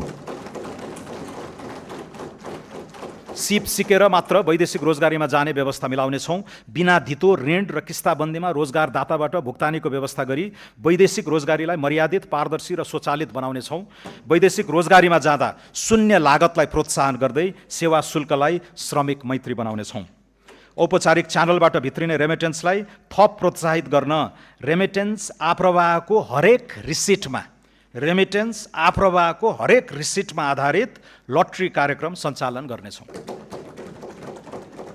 अनौपचारिक क्षेत्रका श्रमिकको जीवनयापन र आधारभूत स्वास्थ्यलाई सहयोग पुग्ने गरी सहुलियत दरमा पौष्टिक खाना उपलब्ध गराउने गरी आवश्यक कार्यक्रम प्रारम्भ गर्नेछौँ। श्रम तथा रोजगार क्षेत्रमा रु 3 अर्ब 63 करोड विनियोजन गरेको छु। औद्योगिक विकास,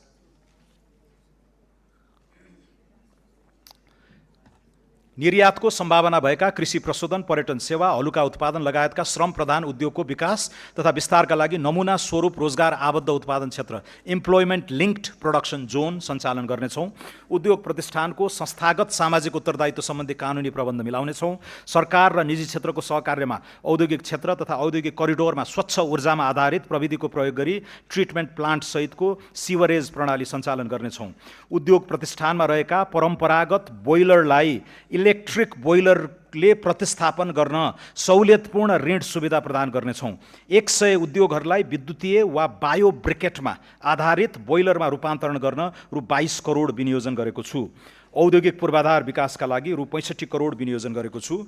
खानी सम्बन्धी लाइसेन्सको पुनरावलोकन गर्नेछौँ। नयाँ खानीको अन्वेषणका क्रममा फेज 2 सम्मको अध्ययनका लागि आवश्यक जियोलोजिकल ल्याब र परीक्षण अन्वेषणको व्यवस्था गर्नेछौँ।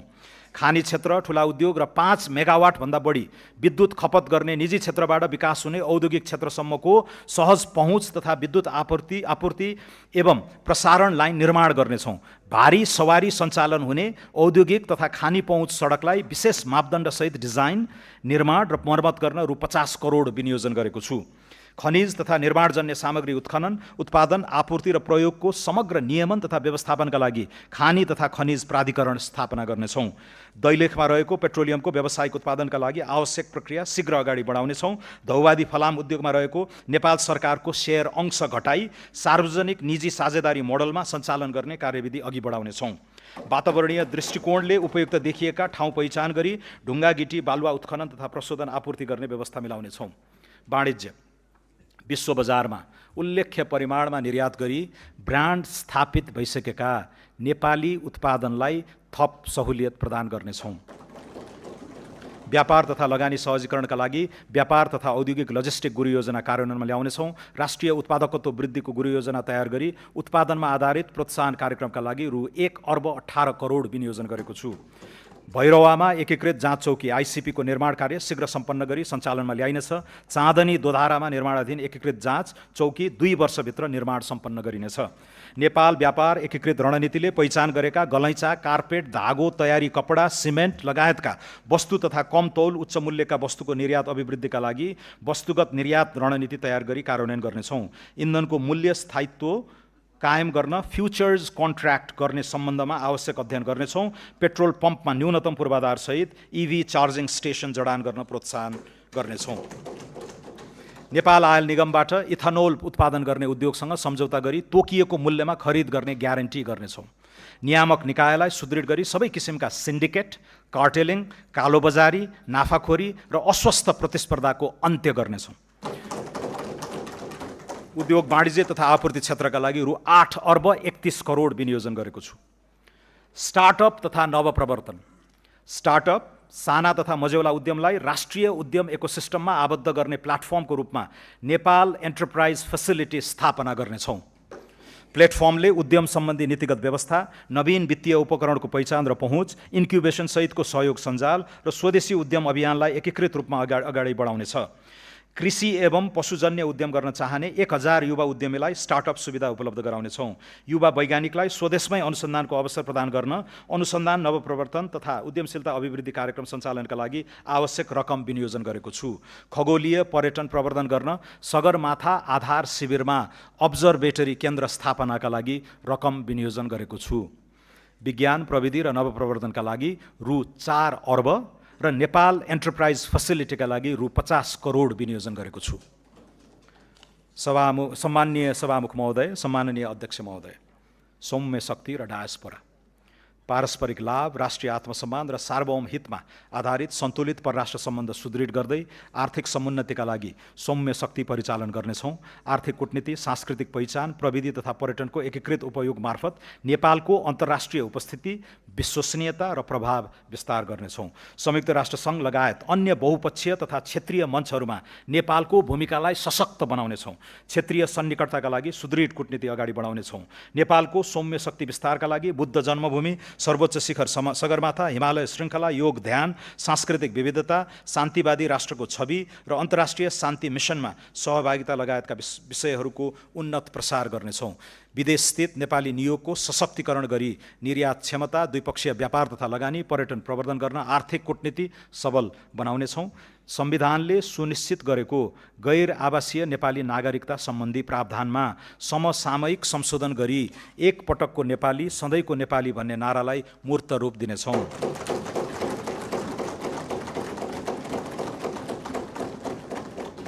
गैर आवासीय नेपालीलाई सबै किसिमका आर्थिक, सामाजिक तथा सांस्कृतिक अधिकार प्रदान गरी राष्ट्र निर्माणको मूल अभियानमा समावेश गर्नेछौँ।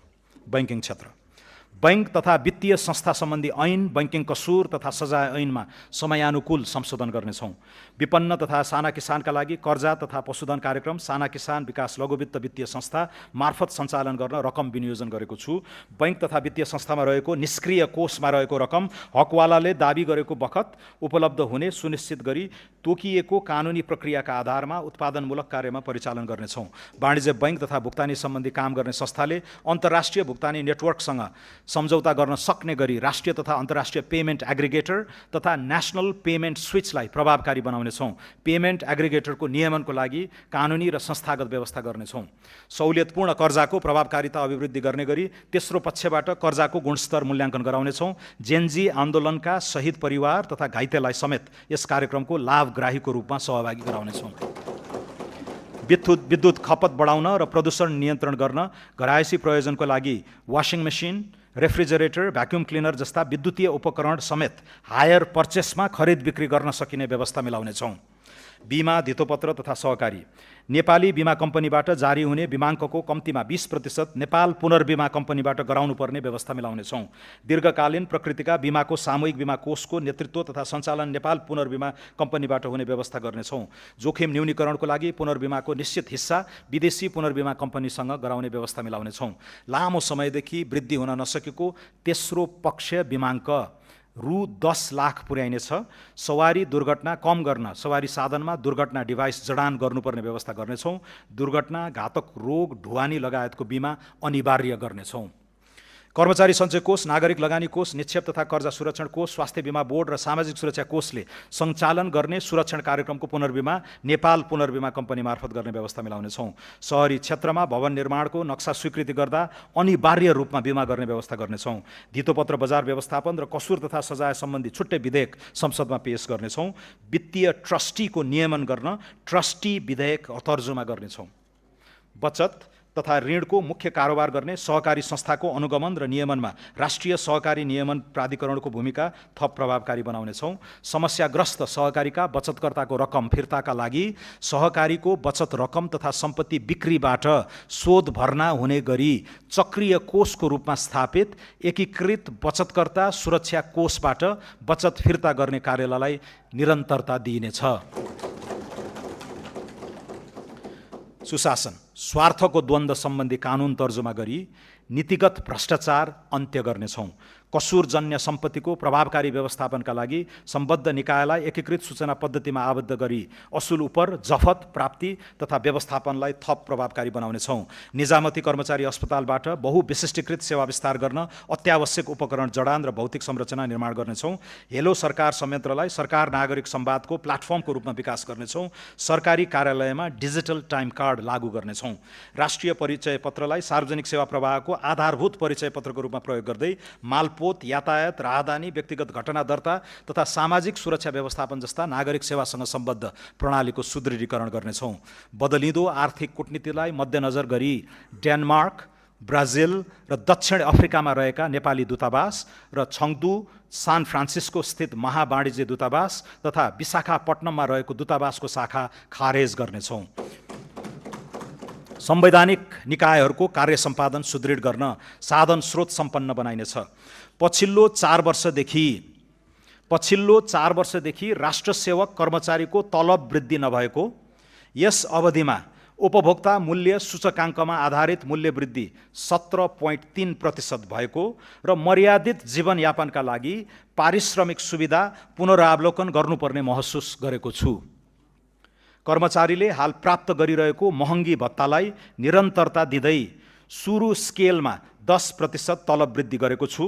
कार्य सम्पादनमा आधारित पारिश्रमिक प्रणालीको सुरुवात गर्न नयाँ तलब मानको 10% मासिक प्रोत्साहन भत्ताको व्यवस्था गरेको छु।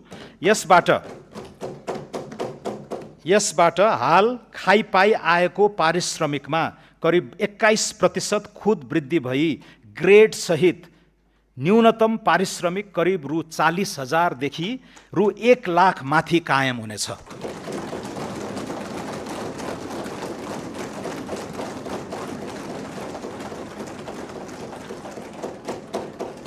नयाँ तलब स्केल सम्बत 2083 साउन 1 गतेदेखि लागू हुनेछ। कानुनी शासन र राष्ट्रिय सुरक्षा, न्याय प्रणालीलाई छरितो र प्रभावकारी बनाउन सूचना प्रविधिको अधिकतम उपयोग गरी विद्युतीय अदालत व्यवस्थापन प्रणाली विस्तार गर्नेछौँ। विपन्न तथा दूरदराज क्षेत्रका नागरिकका लागि निशुल्क कानुनी सहायता कार्यक्रम सञ्चालन गर्नेछौँ। शान्ति प्रक्रिया तथा सङ्क्रमणकालीन न्याय सम्बन्धी बाँकी कामलाई यथाशीघ्र निष्कर्षमा पुर्याइनेछ। राष्ट्रिय सुरक्षा नीति 2075 को पुनरावलोकन गर्नेछौँ। नेपाली सेनाका जवानहरूको आवास स्तरोन्नति कार्यक्रमलाई निरन्तरता दिँदै रु 2 अर्ब विनियोजन गरेको छु। ऐतिहासिक गढी र किल्ला संरक्षण गरी पर्यटनसँग आबद्ध गर्नेछौँ। नेपाल प्रहरीको अनुसन्धान र अभियोजन प्रक्रियालाई प्रभावकारी बनाउन प्रविधिको प्रयोगमा जोड दिनेछौँ। विधि विज्ञान प्रयोगशाला, अनुसन्धानमा कृत्रिम बुद्धिमत्ताको प्रयोग तथा भौतिक पूर्वाधार विकासमा लगानी वृद्धि गर्नेछौँ। नेपाल प्रहरी र सशस्त्र प्रहरीको अवकाशको सेवा अवधि र निवृत्त भरण सुरु हुने अवधिका बीचमा रहेको विद्यमान अन्तर पुनरावलोकन गर्ने विषयमा अध्ययन गर्नेछौँ। सशस्त्र प्रहरी बल नेपाललाई अन्तर्राष्ट्रिय सीमा सुरक्षाको डेडिकेटेड व्यावसायिक फोर्सको रूपमा विकास गर्नेछौँ। कारागारको सुदृढीकरण, क्षमता विस्तार तथा खुला कारागारको अवधारणा कार्यान्वयन गरी सुधार गृहका रूपमा रूपान्तरण गर्दै लगिनेछ। विपद प्रतिकार्यमा संलग्न जनशक्ति र स्वयंसेवकको क्षमता विकास गर्नेछौँ। विपद पश्चातको क्षतिपूर्ति, राहत र पुनर्निर्माणका लागि बिमा लगायतका जोखिम हस्तान्तरणका उपकरणहरूको विस्तार गर्नेछौँ। सङ्घ, प्रदेश र स्थानीय तहबीचको अधिकार, जिम्मेवारी र कार्य सम्पादनको दोहोरोपना हटाउन कार्य विस्तृतीकरणको पुनरावलोकन गर्नेछौँ। 3 तहबीच विद्यमान दोहोरो करको विवादलाई क्षेत्राधिकारको स्पष्टता र कानुनी सुधार मार्फत समाधान गर्नेछौँ। सङ्घीयता सुदृढीकरण र स्थानीय सेवा सुधारका लागि शासकीय नवप्रवर्तन चुनौती फन्ड स्थापना गर्नेछौँ। सम्माननीय सभामुख महोदय, सम्माननीय अध्यक्ष महोदय, अब म माथि उल्लेखित क्षेत्रगत नीति र कार्यक्रम कार्यान्वयनका लागि विनियोजन र स्रोत व्यवस्थापनको अनुमान प्रस्तुत गर्दछु। आगामी आर्थिक वर्षका लागि कुल खर्च रु 2124 अर्ब 34 करोड विनियोजन गरेको छु। कुल विनियोजन मध्ये चालुतर्फ रु 1270 अर्ब 58 करोड अर्थात् कुल विनियोजनको 59.8%, पुँजीगततर्फ रु 431 अर्ब 10 करोड अर्थात् 20.3%, वित्तीय व्यवस्थातर्फ रु 422 अर्ब 64 करोड अर्थात् 19.9% रहेको छ। यो खर्च अनुमान चालु वर्षको संशोधित अनुमानको तुलनामा 25%ले बढी हो। आगामी आर्थिक वर्षका लागि अनुमान गरिएको खर्च बेहोर्ने स्रोतमध्ये राजस्वबाट रु 1405 अर्ब 31 करोड र वैदेशिक अनुदानबाट रु 61 अर्ब 74 करोड बेहोर्दा रु 657 अर्ब 29 करोड न्यून हुन जान्छ। सो न्यून पूर्ति गर्न वैदेशिक ऋणबाट रु 247 अर्ब 28 करोड परिचालन गर्नेछौँ। राजस्व र वैदेशिक सहायता परिचालनबाट न्यून हुने रु 410 अर्ब आन्तरिक ऋणबाट परिचालन गर्नेछौँ।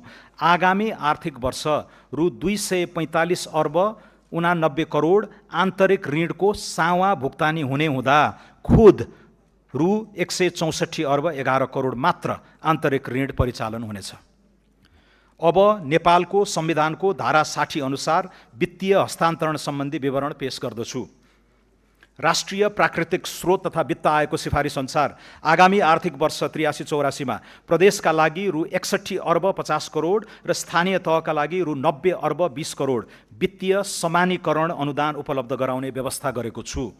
प्रदेश र स्थानीय तहमा पूर्वाधार आयोजना कार्यान्वयन गर्ने क्रमशः रु 4 अर्ब 60 करोड र रु 8 अर्ब 93 करोड समपूरक अनुदान उपलब्ध गराएको छु। साथै प्रदेश र स्थानीय तहमा क्रमशः रु 3 अर्ब 82 करोड र रु 9 अर्ब 40 करोड विशेष अनुदान छुट्याएको छु। सङ्घीय सरकारका आयोजना कार्यान्वयनका लागि प्रदेश र स्थानीय तहमा क्रमशः रु 39 अर्ब 72 करोड र रु 206 अर्ब 8 करोड सशर्त अनुदान विनियोजन गरेको छु। प्रदेश र स्थानीय तहलाई राजस्व बाँडफाँडबाट कुल रु 175 अर्ब हस्तान्तरण हुने अनुमान छ। आगामी आर्थिक वर्षमा राजस्व बाँडफाँड रोयल्टी समेतबाट र वित्तीय हस्तान्तरण गरी प्रदेश र स्थानीय तहमा रु 600 अर्बभन्दा बढी परिचालन हुने प्रक्षेपण गरेको छु। सम्माननीय सभामुख महोदय, सम्माननीय अध्यक्ष महोदय, अब म आर्थिक वर्ष 83-84 को राजस्व नीति तथा कार्यक्रम प्रस्तुत गर्दछु। व्यवसाय मैत्री कर नीति, सरल एवं स्पष्ट कर कानुन, स्वैच्छिक कर सहभागिता र चुस्त कर प्रशासनको विकास गरी आर्थिक क्रियाकलाप विस्तार गर्न दिआएका उद्देश्य लिएको छु।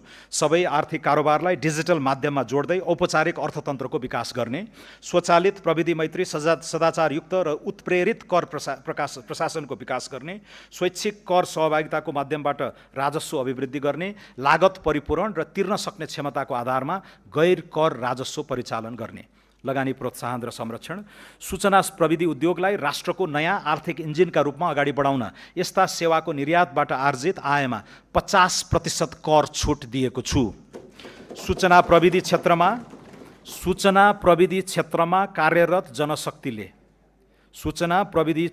कार्यरत जनशक्तिले प्राप्त गर्ने स्वेट इक्विटीको रकमलाई कर योग्य आय गणनामा 100% छुट हुने व्यवस्था मिलाएको छु।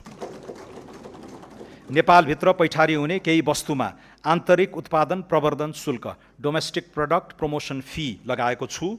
नाफा नकमाउने गरी स्थापना भएका मित्र राष्ट्रको पूर्ण स्वामित्वका विकास वित्त संस्थाले नेपालमा ऋण लगानी गरी आर्जन गरेको ब्याजमा आयकर नलाग्ने व्यवस्था गरेको छु।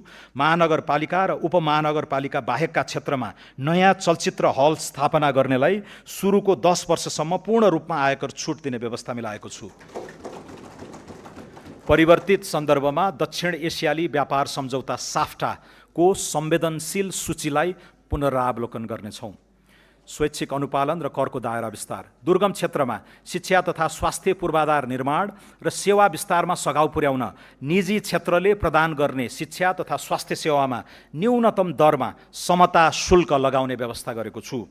अन्तिम तहको उपभोक्तालाई बिक्री गरिने मासिक 50 युनिटभन्दा बढीको विद्युत खपतमा सहुलियत दरमा मूल्य अभिवृद्धि कर लगाउने व्यवस्था गरेको छु। इलेक्ट्रिक सवारी साधनमा पिक पावर क्षमताको आधारमा लाग्दै आएको भन्सार महसुललाई मूल्यगत आधारमा लगाउने व्यवस्था गरेको छु। यस्ता सवारी साधनको स्वदेशमा उत्पादन, चार्जिङ स्टेसन निर्माण, ब्याट्रीको व्यवस्थापनका लागि पैठारू बिन्दुमा स्वच्छ पूर्वाधार लगानी शुल्क लगाएको छु। Clean infrastructure investment fee, Nepali ब्रान्डका मदिराको निकासी प्रवर्धन गर्न गुणस्तरीय स्पिरिट उत्पादन तथा म्याचुरेसन कार्यलाई प्रोत्साहित गरिनेछ। आगामी आर्थिक वर्षदेखि माइक्रो ब्रुअरीलाई समेत मदिरा उद्योगको रूपमा दर्ता गरी अन्तशुल्कको दायरामा ल्याउने व्यवस्था मिलाएको छु। सुरोटमा करिब 10% सम्म र मदिरा तथा बियरमा लाग्ने अन्तशुल्कमा वृद्धि गरेको छु। गैर कर राजस्व परिचालनलाई प्रभावकारी बनाउन छाता कानुन ल्याउनेछौँ। राजस्व प्रशासनमा आधुनिकीकरण, राजस्व अनुसन्धान विभाग खारेज गरी यसले गर्दै आएका कार्य विषयगत निकाय मार्फत सम्पादन हुने व्यवस्था मिलाउनेछौँ। वार्षिक रु 10 करोडभन्दा माथि कारोबार गरी विद्युतीय बिजक जारी गर्ने सबै व्यवसायलाई अनिवार्य रूपमा केन्द्रीय बिजक अनुगमन प्रणालीमा आबद्ध गर्नेछौँ। साना व्यवसायीलाई विद्युतीय माध्यमबाट भुक्तानी लिन प्रोत्साहन गर्नेछौँ। कर परीक्षण गर्नुपर्ने अवधि 3 वर्ष कायम गरेको छु। जोखिममा आधारित कर अनुसन्धान तथा परीक्षणका लागि कृत्रिम बुद्धिमत्ता सहितको असेसमेन्ट पद्धतिको विकास गर्नेछौँ। डिजिटल अन्तशुल्क टिकटको सुरुवात गर्ने व्यवस्था मिलाएको छु। अन्तशुल्क चुहावट नियन्त्रण गर्न विद्युतीय ट्र्याक एन्ड ट्रेस प्रणालीको सुरुवात गर्नेछौँ। भौतिक नियन्त्रणमा आधारित अन्तशुल्क प्रशासनलाई जोखिमको आधारमा क्रमशः स्वयं निष्कासन प्रणालीमा रूपान्तरण गर्ने व्यवस्था मिलाइनेछ। पेपरलेस, फेसलेस र कन्ट्याक्टलेस राजस्व प्रशासनको विकास गर्नेछौँ। कर विवरण बुझाउने, भुक्तानी गर्ने, फिर्ता लिने लगायतका सेवाहरू स्वचालित रूपमा प्रवाह हुने व्यवस्था मिलाउनेछौँ। कर्मचारीको मनोबल उच्च बनाई राजस्व परिचालन वृद्धि गर्न राजस्व प्रशासनमा कार्य सम्पादन सूचकका आधारमा प्रोत्साहन भत्ताको व्यवस्था गरेको छु। एक ठाउँबाट अर्को ठाउँमा वस्तु ढुवानी गर्दा 1 भन्दा बढी स्थानीय तहमा लगाइने गरेको निकासी, कवाडी लगायत बहुकर लिन पाइने छैन।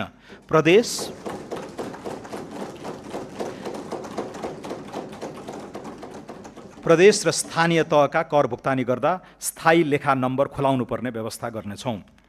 असल व्यवसायीको सम्मान एवं व्यापार सहजीकरणको लागि अथोराइज्ड बिजनेस पर्सनको पहिचानसहित भन्सारमा ब्लू लेन मार्फत जाँच पास गर्ने व्यवस्था मिलाउनेछौँ। कारोबार मूल्यमा आधारित अनलाइन भन्सार जाँच पास प्रणालीलाई थप सुदृढ, पारदर्शी र यथार्थपरक बनाउनेछौँ। भन्सार जाँच पास पछिको परीक्षण कार्यालयको पुनर्संरचना गर्नेछौँ। स्थल मार्गबाट नेपाल प्रवेश गर्ने पर्यटकको सहजीकरणका लागि सबै मूल भन्सार कार्यालयमा सवारी साधनको अस्थायी पैठारी घोषणा गर्ने र शुल्कको भुक्तानी अनलाइनबाट हुने व्यवस्था मिलाइसकेको छु। वैवाहिक पर्यटनलाई प्रोत्साहन गर्न विवाह प्रयोजनका लागि ल्याउने सामान घोषणा, धरौटी लिने र विवाह सकेर फर्कदा धरौटी फिर्ता दिने व्यवस्थालाई स्वचालित बनाउनेछौँ। पर्यटकलाई कानुन बमोजिम तोकिएको सीमाभित्र परिवर्तीय विदेशी मुद्रा ल्याउन पाउने सरल व्यवस्था गर्नेछौँ। प्रविधि मैत्री निगरानी र संयुक्त रूपमा बजार अनुगमनबाट सीमावर्ती क्षेत्रमा हुने चोरी पैठारी नियन्त्रण गर्नेछौँ। अन्तर्देशीय भन्सार प्रशासनसँग मालवस्तु आइपुग्नु अगावै सूचना आदान प्रदान गर्ने सम्झौता थप विस्तार गर्नेछौँ। कर सहुलियत, छुट तथा सुविधा। नेपालभित्र कृत्रिम हातखुट्टा र अपाङ्गता सहयोगी सामग्री उत्पादन गर्ने उद्योगको नाममा पैठारी हुने कच्चा पदार्थको आयातमा भन्सार महसुल छुट दिएको छु। आवासीय भवनको बिमा बापत अधिकतम 10,000 रुपैयाँसम्म आयकर प्रयोजनको लागि कट्टी गर्न पाउने व्यवस्था मिलाएको छु।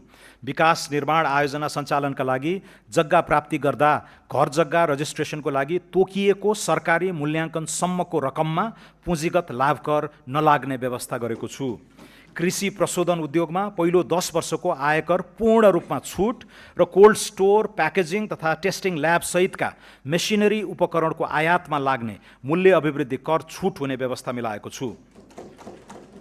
कर परिपालना गर्ने करदातालाई उच्च सम्मान, सुविधा र कार्यप्रणालीमा सरलीकरण गरिनेछ। सम्माननीय सभामुख महोदय, सम्माननीय अध्यक्ष महोदय, आर्थिक वर्ष 2081-82 को यथार्थ खर्च, चालू आर्थिक वर्ष 2082-83 को संशोधित अनुमान र आगामी आर्थिक वर्ष 2083-84 को स्रोत सहितको व्यय अनुमान यसै साथ पेश गरेको छु। अनुमानित आय व्ययको विवरण अनुसूचीमा उल्लेख गरेको छु।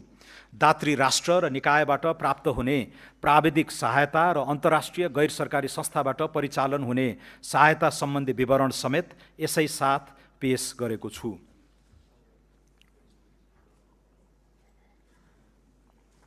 अन्त्यमा यो बजेट राज्य सञ्चालनको नयाँ सोच र सङ्कल्प, आर्थिक रूपान्तरणको स्पष्ट मार्गचित्र र नागरिकसँग गरिएको राजनीतिक करार कार्यान्वयनको प्रारम्भ बिन्दु हो।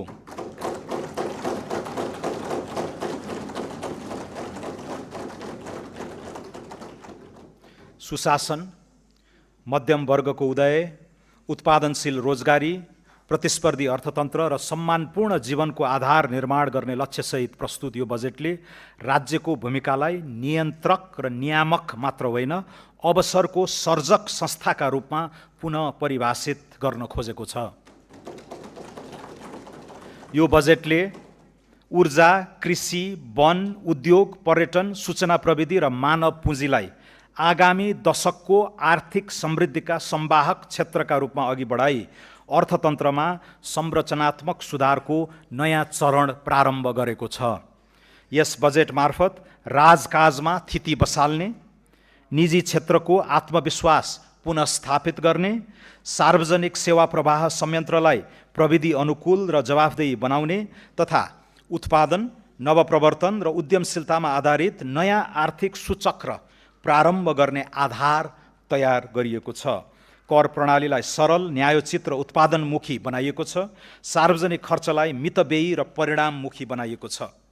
सुधार र रूपान्तरणका यी कार्यक्रमहरूको प्रभावस्वरूप आगामी आर्थिक वर्षमा 7% आर्थिक वृद्धि हासिल हुने तथा मूल्य वृद्धि दर 6% भित्र सीमित रहने विश्वास लिएको छु।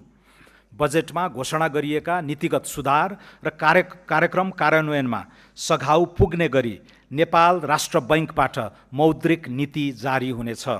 सुशासन, सदाचार र समन्यायिक समृद्धिमा केन्द्रित यिनै कार्यक्रमहरूको इमान्दारीपूर्ण कार्यान्वयनबाट नै नेपाललाई आगामी 5 वर्षभित्र सुशासित, समुन्नत र स्वाभिमानी राष्ट्रमा रूपान्तरित गर्दै 16औं योजना र दिगो विकासका अधिकांश लक्ष्यहरू हासिल हुने विश्वास लिएको छु।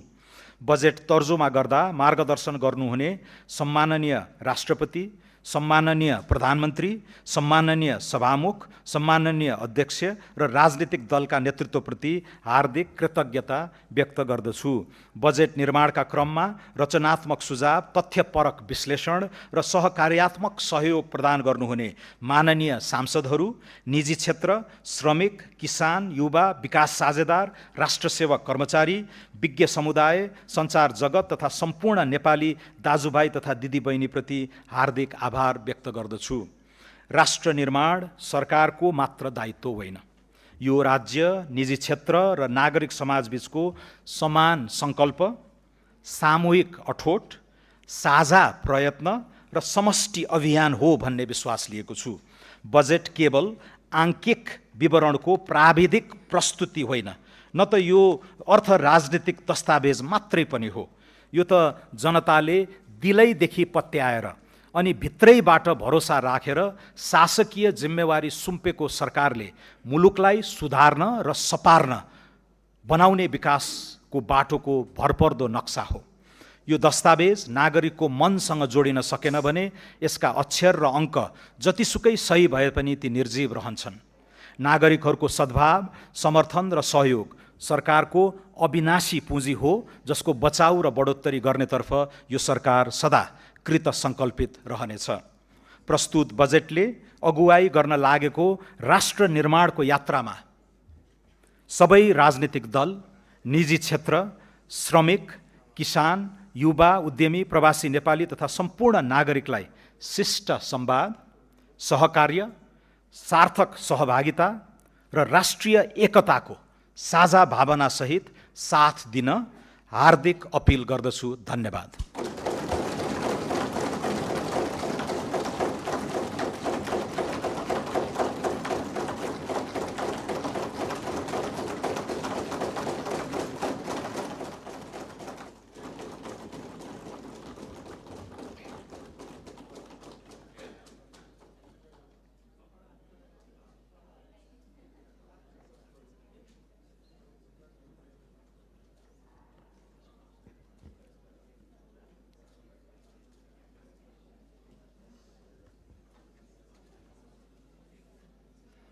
मान्य सदस्यहरू, सङ्घीय संसदको दुवै सदनको संयुक्त बैठक यहीँ स्थगित हुन्छ।